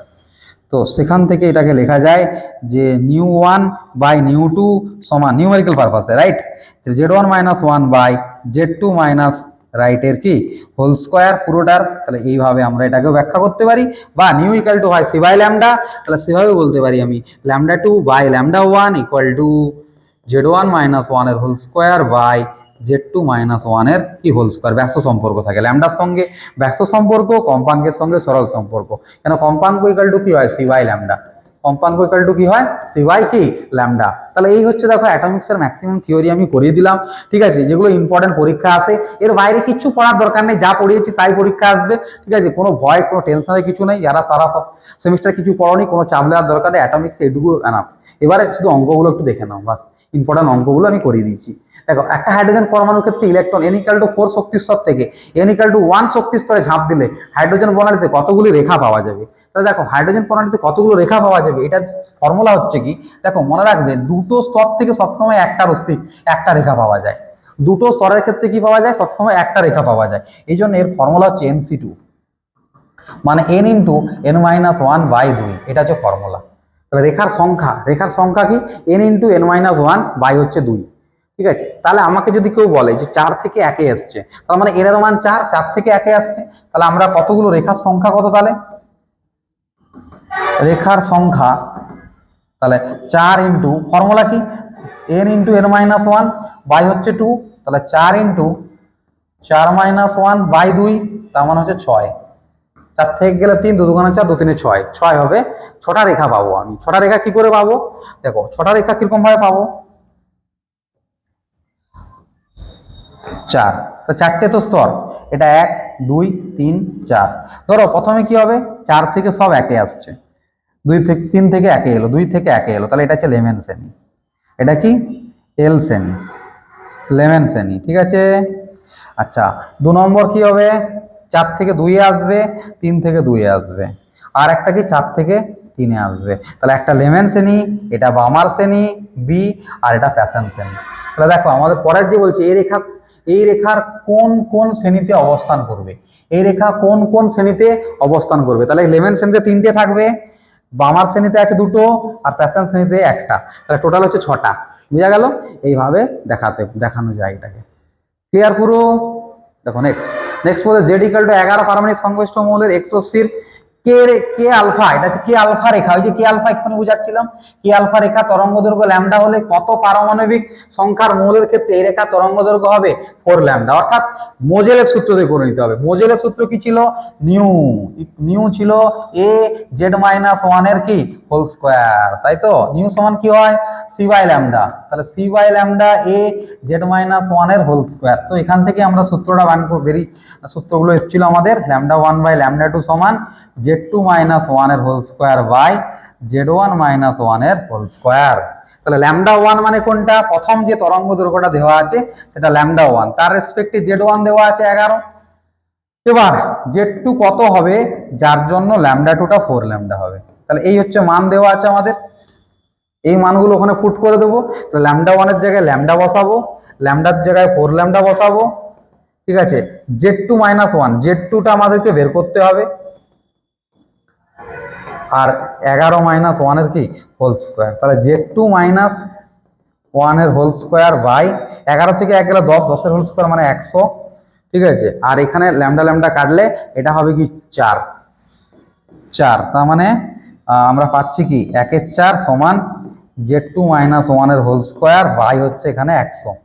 তাহলে 4 25 এ 4 কি 25 এ, তাহলে আমরা এখান থেকে কি পাচ্ছি, তাহলে z2 মাইনাস 1 এর হোল স্কয়ার সমান 25, তাহলে z2 মাইনাস 1 সমান 5, তাহলে z2 সমান হচ্ছে 6। তাহলে আমরা কি পাবো, z2 এর মান আমরা পাবো 6, ঠিক আছে। 6 নম্বর অ্যাটমিক নাম্বার হবে। তাহলে আমরা এটার জন্য কত থেকে বেরোবে, তাহলে z2 এর মান আমাদের হবে 6 হবে আমাদের অ্যান্সার। বুঝা গেল? খুব ইম্পর্টেন্ট ভিভিআই কোশ্চেন, শুধু মোজেলের সূত্র লিখে অঙ্কটা সলভ করে নেবে বাস, ঠিক আছে। মোজেলের সূত্র থেকে পাই, সূত্র থেকে কি পাই, পুরো ইম্পর্টেন্ট ফর্মুলা দিয়ে দিলাম। দেখো নেক্সট, হাইড্রোজেন পরমাণুর ক্ষেত্রে ও আধানের ইলেকট্রন ব্যাসার্ধ বৃত্তাকার কক্ষে দ্রুতিতে ঘুরে চলেছে।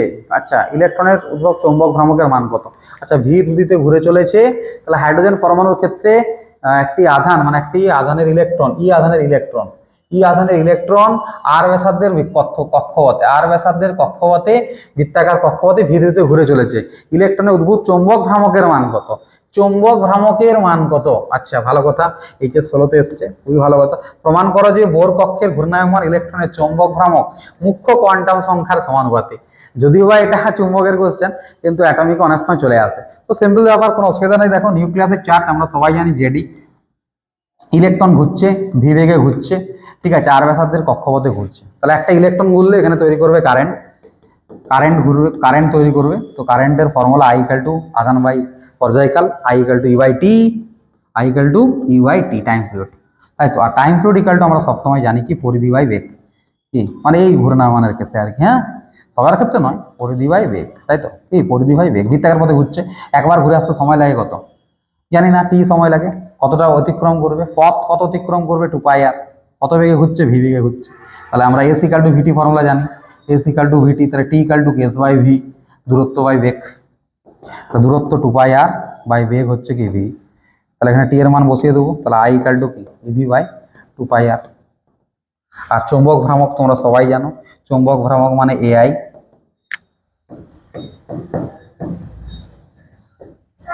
চৌম্বক ভ্রামক মানে কি, চৌম্বক ভ্রামক মানে হচ্ছে এআই, এ মানে কি πr square into EV by কি 2πr, পাই কাটা আর একটা কাটা, তাহলে মানে কি ইভিআর বাই 2, কি ইভিআর বাই 2। এবার আমরা কি করি, বোথ সাইডে এম দিয়ে মাল্টিপ্লাই করে দিই। এম মানে ইলেকট্রনের ভর, তাহলে এম ভি আর উপরে কি চলে আসে দেখো, u by 2m into m v r. আর এম ভি আরকে আমরা কি বলি, কৌণিক ভরবেগ। কৌণিক ভরবেগ মানে কি, একটু আগে ফর্মুলা শিখেছি আমরা, এনএইচ বাই 2π, বোরের কোয়ান্টাম শর্ত, তাই তো। এই দেখো বোরের কোয়ান্টাম শর্ত অ্যাপ্লাই হয়ে গেল। তাহলে এম ইকুয়াল টু কি ই ইন্টু এনএইচ বাই 2π 4m পাই, তাহলে ENH বাই 4m পাই। তাহলে অর্থাৎ এখানে আমরা কি দেখলাম যে এমটা এন এর সঙ্গে, মানে এমটা যেটা হচ্ছে সেটা ডাইরেক্টলি প্রপোর্শনাল টু এন। কার সঙ্গে সমানুপাতিক? এন। এন মানে কি? মুখ্য কোয়ান্টাম সংখ্যার সঙ্গে সমানুপাতিক। এই যে লাস্টেরটা প্রমাণ হয়ে গেল। আর উপরেরটা এই যে চৌম্বক ভ্রামক কত? উপরেরটা EV/2, এই উপরের লাইনটা চৌম্বক ভ্রামক EV/2, ওইটা করলেই হবে আর কি।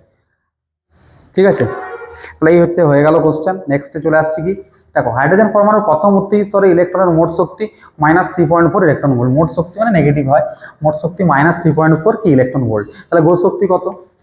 গৌণ শক্তি কত? স্থির শক্তি কত? HS22। বাপরে বাপ, খুব ইম্পর্টেন্ট কোশ্চেন। তাহলে EN সমান কি? -3.4 ইলেকট্রন ভোল্ট। তাহলে মোট শক্তি এটা। তাহলে গৌণ শক্তি সমান কি হয়? Kinetic energy. গৌণ শক্তি মানে কি? যে নেগেটিভ অফ টোটাল এনার্জি, তার মানে +3.4 ইলেকট্রন ভোল্ট। আর স্থির শক্তি কত? 2En। 2 দিয়ে মাল্টিপ্লাই করে দেবো শুধু এটাকে, তোমার -6.8 ইলেকট্রন ভোল্ট। ব্যাস হয়ে গেল, স্থির শক্তি গৌণ শক্তি নির্ণয় হয়ে গেল। এবার দেখো শূন্য স্থির শক্তির অবস্থায়, শূন্য স্থির শক্তির অবস্থান পরিবর্তন হলে এদের মধ্যে কোনটি কি কোনটি হয়ে গেছে না, আচ্ছা কোনগুলির পরিবর্তন হয়। আচ্ছা দেখো, তাহলে দেখো যখন স্থির শক্তিটা শূন্যতে আসতে থাকবে তখন স্থির শক্তিটা চেঞ্জ হচ্ছে, তার মানে কি স্থির শক্তিটা পরিবর্তন, স্থির শক্তি কি হচ্ছে? পরিবর্তন হচ্ছে। আর গৌণ শক্তি স্থির।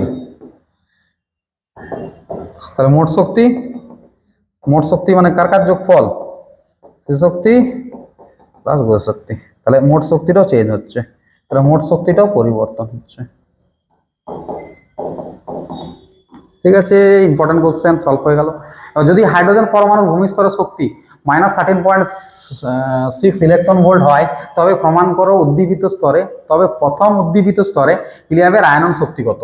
হিলিয়ামের আয়নন শক্তি কত? দেখো হিলিয়ামের আয়নন শক্তি কত হবে। ঠিক আছে, আয়নন, তবে প্রথম উদ্দীপিত স্তরে হিলিয়ামের আয়ননের, আচ্ছা হিলিয়াম আয়নের শক্তি কত হবে? ঠিক আছে, হিলিয়াম আয়নের শক্তি কত হবে, তাই তো। দেখো প্রথম উদ্দীপিত স্তর মানে কি? প্রথম উদ্দীপিত কথাটার মানে প্রথম শক্তি স্তর যদি থাকতো আলাদা, উদ্দীপিত যদি কথাটা থাকে তাহলে মানেটা আলাদা হবে। ঠিক আছে, মনে রাখবে যদি এন এর মান প্রথম উদ্দীপিত হলে 1, সরি প্রথম শক্তি স্তর হলে 1, উদ্দীপিত হলে আরেক যোগ হবে, তার মানে হয়ে যাবে 2। কথা বুঝতে পারছো? উদ্দীপিত মানেই হচ্ছে 1 বেড়ে যাবে। তোমাকে যদি বলতাম দ্বিতীয় উদ্দীপিত, তাহলে 2 + 1 করে দিতে। তোমাকে যদি বলতাম তৃতীয় উদ্দীপিত, তাহলে 3 + 1 করে দিতে।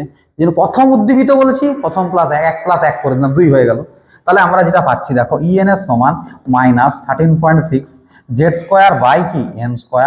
তাহলে -13.6 জেড এর মান হচ্ছে, জেড এর মান কি দেওয়া আছে না, এখানে কি আছে? হিলিয়াম আছে। তাহলে হিলিয়াম মানে কি? এই যে হিলিয়াম প্লাস মানে কি?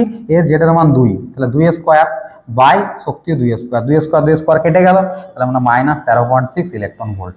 তো শক্তি কত হবে? -13.6 ইলেকট্রন ভোল্ট।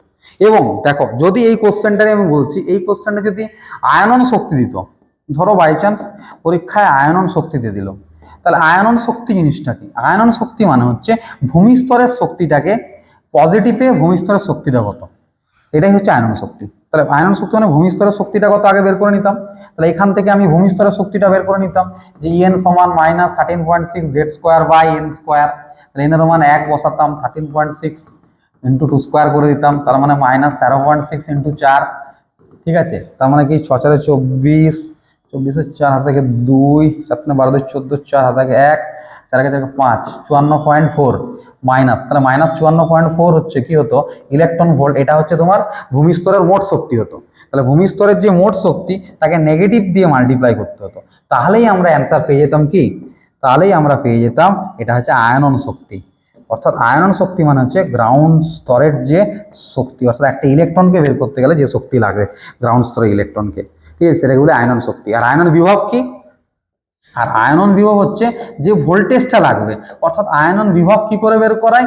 আয়নন শক্তিকে ইলেকট্রনের চার্জ দিয়ে ভাগ করতে হয়। ঠিক আছে, তাহলে ইলেকট্রনের চার্জ তোরা কেটে গেল, সিম্পল টেকনিক এটা। হ্যাঁ, স্যার আবার এরকম কেটে দিলেন কেন? আরে এটা সিম্পল টেকনিক, ভোল্টেজ বার করাবো, ইলেকট্রন চার্জ কেটে দিস, তুই ভোল্টেজটা রেখে দিয়েছি, তাহলে 54.4 হচ্ছে ভোল্ট।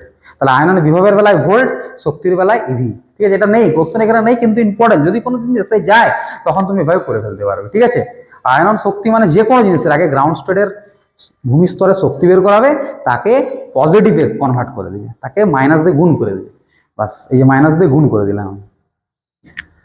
দেখো, কোন একটি উত্তেজিত শক্তি স্তরে হাইড্রোজেন পরমাণুর শক্তি -1.51 ইলেকট্রন ভোল্ট, বোরের তত্ত্ব অনুসারে ইলেকট্রনের কৌণিক ভরবেগ কত? দেখো, তাহলে হাইড্রোজেন পরমাণুর শক্তি যদি দেওয়া থাকে এটা, তাহলে শক্তি যদি এটা দেওয়া থাকে, তাহলে শক্তিকে আমরা ফর্মুলায় ফেলি যে মাইনাস, এটা দেওয়া আছে আমাদের শক্তি, তাহলে আমরা ইএনএস ফর্মুলা সবাই জানি যে -13.6 জেড স্কোয়ার বাই কি N square equal to -1.51 electron volt. তো দেখো, এখানে যেহেতু হাইড্রোজেন কথাটা আছে, তাহলে হাইড্রোজেন থাকা মানে কি, জেডের মান 1 হয়ে যাবে। কি হয়ে যাবে? জেডের মান 1। তাহলে 13.6 into 1 by N square equal to -1.51। ঠিক আছে, মাইনাস মাইনাস কাটলো, মাল্টিপ্লাই করে N square 9, N equal to 3, কি বের হবে? এন এর মান 3 বেরোলো। এবার তোমাকে বলছে কি, তাহলে কৌণিক ভরবেগ কত? কি বলছে? কৌণিক ভরবেগ নির্ণয় করো। কৌণিক ভরবেগের সূত্র হচ্ছে ln সমান NH বাই কি NH বাই 2 পাই। তাহলে n মানে 3, h মানে কি 6.625 10 to the power -34 by 2 pi, 2 into 3.14। তাহলে এটা সলভ করলে তুমি পেয়ে যাবে 3.16 into 10 to the power -34 joule সেকেন্ডও লিখতে পারো, কোনো চাপ নেই, জুল সেকেন্ড। ঠিক আছে, প্ল্যাঙ্ক কনস্ট্যান্টের একক, প্ল্যাঙ্ক কনস্ট্যান্টের এককটাই হচ্ছে তোমার কৌণিক ভরবেগের এককের সমান হয়। ঠিক আছে, এটাই হচ্ছে কৌণিক ভরবেগ। কি বুঝলে? কৌণিক ভরবেগের একক প্ল্যাঙ্ক ধ্রুবকের এককের সমান হয়। বোঝা গেল? আরে যা জিনিস করাবো সব পরীক্ষা আসবে, তুমি চাপের কিছু নেই, আসবেই আসবে। ঠিক আছে, পুরো ভালো করে ভিডিওগুলো দেখবে, পুরো ভিডিও দেখবে ভালো করে, কোশ্চেন সেটারের পুরো একদম দিমাগ থেকে টেনে এনে কোশ্চেনগুলো করানো হয়। ঠিক আছে, দেখো, হিলিয়াম প্লাস জেড এর মান আয়ন, এন ইকুয়াল টু 3 কক্ষপথে ইলেকট্রনের দ্রুতি কত হবে? 3 নম্বর কক্ষপথে ইলেকট্রনের দ্রুতি কত, বেগ কত? ঠিক আছে, বেগ কত যদি বলে, বেগের সূত্র সবার আগে করানো হয়ে গেছে আমাদের, Z C by 137 N. Z মানে কত? 2, হিলিয়াম 2, সি মানে আলোর বেগ 3 into 10 to the power 8 by 137 into N মানে কত? এন মানে 3। ঠিক আছে, পুরো 3 কাটবে এখানে, দেখো এই যে পুরো কাটলো, পুরো কেটে বাকি যেটা হবে মিটার পার সেকেন্ডে হোমওয়ার্ক দিলাম, করে কমেন্টে জানাবে। ঠিক আছে, ঠিক করতে হলে প্রাইজ দেবো। দেখো, হাইড্রোজেন পরমাণু কোনো একটি কক্ষের শক্তি -3.4 ইলেকট্রন ভোল্ট হলে ওর ব্যাসার্ধ কত হবে? তাহলে হাইড্রোজেন পরমাণুর কোনো একটি কক্ষের শক্তি দেওয়া আছে, তাহলে এটা হচ্ছে শক্তি মানে ইএন এর মান, কোনো একটা স্তরের শক্তি, মোট শক্তি, নেগেটিভ আছে মানে মোট শক্তি দেওয়া আছে, বলছে ওর কি কক্ষপথের ব্যাসার্ধ কত। ঠিক আছে, ওই কক্ষপথের ব্যাসার্ধ কত, তাহলে কি করে করা হবে? দেখো, ইএন সমান -13.6 Z square by N square electron volt. ঠিক আছে, তাহলে হাইড্রোজেন বলছে জেড এর মান 1, এন এর মান জানি না, এটাই তো বের করবো, সিম্পল ব্যাপার। দেখো, তাহলে এখানে ইএন এর মান জানি, বসিয়ে দেবো, তাহলে -3.4 সমান -13.6 বাই হচ্ছে এন স্কোয়ার, কাটা N square equal to 13.6 by 3.4। তাহলে 4 4 16 হচ্ছে, তাই তো, 4 3 12 1.6, তাহলে এন স্কোয়ার মান হবে 4, তাহলে এন ইকুয়াল টু হবে 2, এন এর মান 2, দ্বিতীয় শক্তি স্তর।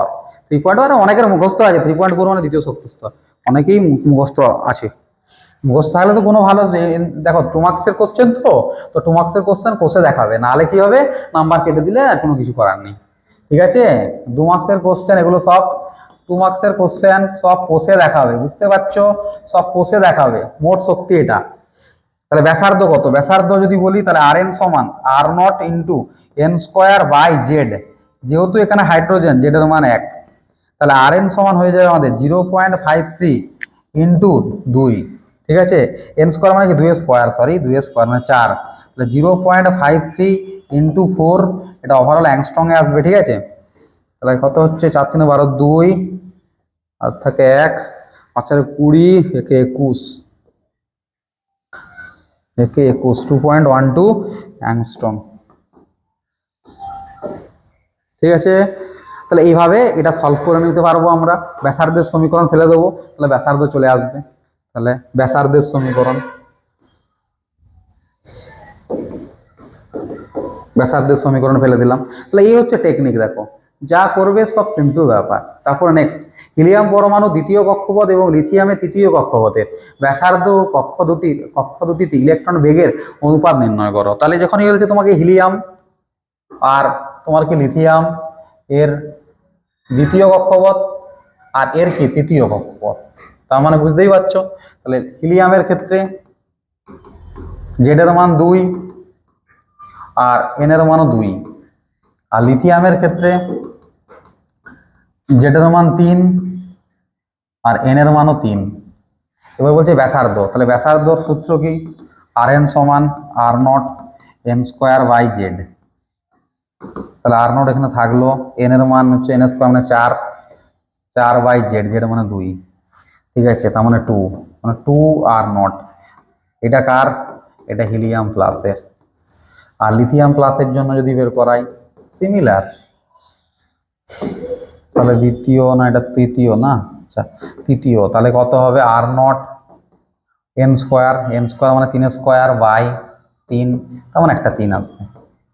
তাহলে আমি যখন রেশিও বার করাবো দুজনের মধ্যে, যখন রেশিও বের করা দেবো, ব্যাসার্ধের রেশিও চেয়েছে, তাহলে R2 আর এটা হিলিয়াম বাই R3 এটা লিথিয়াম, তাহলে simple 2 R naught by 3 R naught, তাহলে 2/3। হ্যাঁ, ভেরি সিম্পল কোশ্চেন, একদম ইজি কোশ্চেন, কিছুই নেই। 2/3, ঠিক আছে, এটা ব্যাসার্ধ। এবার বেগ যদি করি, তাহলে বেগের সূত্র কি না, বেগের সূত্র সবাই জানে স্যার, বেগের সূত্র হচ্ছে V সমান 1 ZC/137 N। তার মানে দেখো জেড আর এন যদি সমান হয়ে যায় তাহলে কি হবে, সেগুলো কেটে যাবে। জেড এর মান এখানে 2, এন এর মান 2, তার মানে আমি যদি হিলিয়ামের বের করতে যাই, হিলিয়ামের যদি বের করাই, তাহলে মানে বেগ হচ্ছে কত হবে, জেড মানে 2 C/137, নিচে 2 2 কেটে যাচ্ছে, তা C/137। আর এর ক্ষেত্রে দেখো লিথিয়ামের বেলাও কি হবে, লিথিয়ামের বেলায় বেগ কত 3 নম্বর কক্ষপথে, তাহলে জেড মান 3 C/137 N, 3 কেটে গেল, তার মানে কি এটার বেলা C/137, আর দুজনের বেগ হচ্ছে সমান। তাহলে বেগের অনুপাতটা কত হবে, যা বেগের অনুপাত সমান 1:1, ঠিক আছে। তাহলে ব্যাসার্ধের অনুপাত হচ্ছে 2:3, বেগের অনুপাত 1:1। এই ফর্মুলা দিয়ে চটচট করবে, ইজি অঙ্ক একবারে।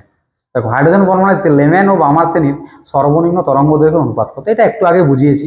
লেমেনের ক্ষেত্রে, লেমেনের জন্য সবচেয়ে মিনিমাম যেটা হয় সেটা হচ্ছে আর, করিয়েছি একটু আগে, পুরো ভিডিওটা যদি দেখো তাহলে পুরো শিখে যাবে, এটা নিজেই করে নিতে পারবে, আমাকে আর বলতে হবে না, ঠিক আছে। তাহলে ল্যামডা মিন হচ্ছে 1/r হয়, ঠিক আছে, মানে 911 কি অ্যাংস্ট্রম। এটা কার জন্য, এটা হচ্ছে লাইম্যান, এটা লাইম্যান। আর বামারের বেলায় কি হয়, বামার শ্রেণীর বেলায়, দেখো বামার শ্রেণীর বেলায় 1/λ, আর সব থেকে কম হচ্ছে 2 নম্বরে আসবে, যেহেতু দীর্ঘ হর্ষতম বলছে, সর্বনিম্ন তরঙ্গ দৈর্ঘ্য বলছে, ওই জন্য ইনফিনিটি থেকে আসে, মানে আয়ের মানটা এর 2 হয়, আর এফ এর মানটা 2 হয়, আয়ের মানটা ইনফিনিটি হয়। তেমনি হবে এর বেলায় কি হয়, এর বেলায় এফ এর মানটা 1 হয়, আয়ের মানটা ইনফিনিটি হয়, বোঝানো আছে অলরেডি, চাপের কিছু নেই। ভিডিওটা যদি না দেখো প্রথম থেকে একবার দেখে নেবে, তাহলে পুরো একদম ঝ্যাপ সলভ করবে, বুঝতে পারছো, ঝ্যাপ সলভ হয়, এই হচ্ছে ব্যাপার, ঠিক আছে।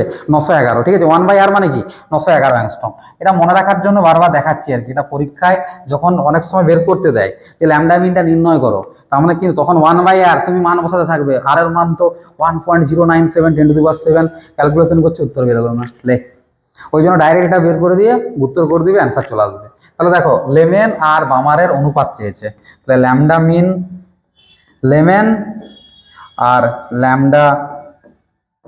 ল্যামডা মিন বামার, তাহলে 911 অ্যাংস্ট্রম বাই 4:911 অ্যাংস্ট্রম, 911টা কেটে যাবে 1/4, তাহলে 1:4, ভেরি সিম্পল, ঠিক আছে। খুব ভালো ইম্পর্টেন্ট কোশ্চেন, প্রত্যেকটা ইম্পর্টেন্ট কোশ্চেন।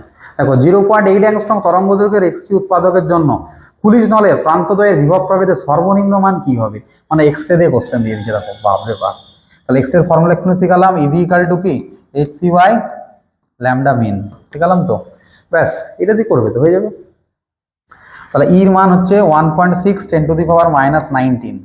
আচ্ছা ভি বের করাবো, এইচ এর মান 6.625 10⁻34 ইন্টু সি এর মান 3 ইন্টু 10⁸ বাই ল্যামডা। ল্যামডা কিসে আছে? ল্যামডা অ্যাংস্ট্রং এ দেওয়া আছে, ঠিক আছে। তাহলে ল্যামডা অ্যাংস্ট্রং এ আছে, তাহলে 0.8 অ্যাংস্ট্রং মানে মিটার 10⁻⁻10। এখান থেকে তুমি ভি বের করে নিতে পারবে। তুমি বলো স্যার এত বড় ক্যালকুলেশন আমি করবো কি করে? তাহলে শর্ট টেকনিক বলে দিচ্ছি, কি আছে শর্ট টেকনিক হচ্ছে ই সমান এইচসি বাই ল্যামডা। এই এইচসি কে ডাইরেক্ট তুমি 12,400 করে নেবে, 12,400 করে। ল্যামডাটা কিন্তু অবশ্যই অ্যাংস্ট্রং এ থাকতে হবে, নাহলে কিন্তু তুমি এটা করতে পারবে না। তাহলে এটা একটা ডাইরেক্ট 0.8 বসাবে, তাহলে এইটা ডাইরেক্ট ইভি একক ইউনিটে আসবে, এককে আসবে, ইভি এককে, ইলেকট্রন ভোল্ট এককে শক্তি চলে এলো। এবার দেখো এখানে কি আছে, ইভি আছে, এখানে তো ভি মান বের করতে হবে। তার মানে এই যে পুরো মানটা থেকে যেটা পাবে সেখান থেকে কি করবে, শুধু ইটাকে বাদ দিয়ে দিবে, তাহলে বিভব প্রভেদ ভি চলে আসবে। তাহলে ই সমান কি, এখানে ইভি আছে, দেখো এখানেও ই আছে, এখানেও ই আছে, দুটো ইকে বাদ দিয়ে ভি এর মানটা বের করে দেবে। সব থেকে সোজা টেকনিক, পরীক্ষায় একদম সোজাতে হয়ে যাবে, এবং পরীক্ষা নাম্বারও তোমাকে দিয়ে দিবে। ফর্মুলাটা কেন এটা ঠিক রাখবে, বাস এক্সপ্লেন করে দিবে। ভিটা কি, ভিটা হচ্ছে বিভব প্রভেদ, এই ভিটা হচ্ছে কি বিভব, ছেদক বিভব বলো না, ছেদক বিভব। কাটক তরঙ্গ দৈর্ঘ্য ছেদক বিভব, এটা ছেদক বিভব আর কাটক তরঙ্গ দৈর্ঘ্য। Next question, 36 kilo electron volt গতিশক্তি সম্পন্ন একটি ইলেকট্রনের স্রোত যদি একটি মলিবডিনাম লক্ষ্যবস্তুর উপর আছড়ে পড়ে তবে নির্গত এক্সরে সূচনা তরঙ্গ দৈর্ঘ্য কত হবে? তো সূচনা তরঙ্গ দৈর্ঘ্য ল্যামডা মিন চেয়েছে, তার মানে তো তার মানে কি এসসি বাই ল্যামডা মিন সমান হচ্ছে এখানে তোমার এনার্জি, আর এনার্জি এখানে কত দেওয়া আছে, এই যে 36 কিলো ইলেকট্রন ভোল্ট। তাহলে 36 কিলো ইলেকট্রন ভোল্ট, তাহলে কিলো ইলেকট্রন ভোল্টকে কি করবো, 36 ইন্টু 10⁻³ ইলেকট্রন ভোল্ট বানাবো। আর এখানে টেকনিক আমি তো জানি, এসসি কে ডাইরেক্ট আমরা করবো কিসে, এসসি কে আমরা করবো 12,400, তাহলে অ্যাপ্রক্সে 12,400 করে নেবো। আর ল্যামডাটা অবশ্যই কিসে বেরিয়ে যাবে, ল্যামডা বেরিয়ে যাবে তোমার অ্যাংস্ট্রং ইউনিটে। তাহলে 36 ইন্টু 10⁻³ এটা থেকে ইভি কেটে দেবে, তাহলে ওখান থেকে ল্যামডা মিন চলে আসবে 12,400, 12,400 বাই 36 ইন্টু 10⁻³ এত অ্যাংস্ট্রং। বাকি হোমওয়ার্কগুলো সব আমাকে পাঠাবে, ঠিক আছে, কমেন্ট করে জানাবে পারছো কিনা তোমরা ক্যালকুলেশনগুলো নিজে থেকে। দেখো এগুলো আমি ইজি করে কাটাকাটি দেখিয়ে দিচ্ছি, পুরো 10⁻² কাটবে, 2 এর মার্কস 2 নামটায় কাটবে, পুরো গল্প শেষ, ঠিক আছে। তাহলে এই ছিল আমাদের পুরো পেজ, শেষ হয়ে গেছে, পুরো নিউমেরিক্যাল দেখিয়ে দিলাম, থিওরি পুরো কভার করে দিলাম। এইটা করতে পারলেই পুরো কমপ্লিট, বুঝতে পারলে? তো আবারও বলি সবাইকে যে সবাই পরীক্ষা চলে এসছে, সবাইকে জোশ নিয়ে পড়াশোনা করতে হবে। যারা এতদিন কিছু পড়াশোনা করেনি তাদের চিন্তা নেওয়ার কিছু নেই, একটা ভিডিও দেখবে, গল্প শেষ, ফুল কোশ্চেন অ্যাটেন্ড করে আসবে, পরীক্ষায় ধামাকাদার রেজাল্ট, বুঝতে পারলে? চলো আজকে সবাইকে আবারও 77তম রিপাবলিক ডের শুভেচ্ছা সবাইকে জানাই, এবং জয় হিন্দ, জয় ভারত, টাটা, বাই বাই।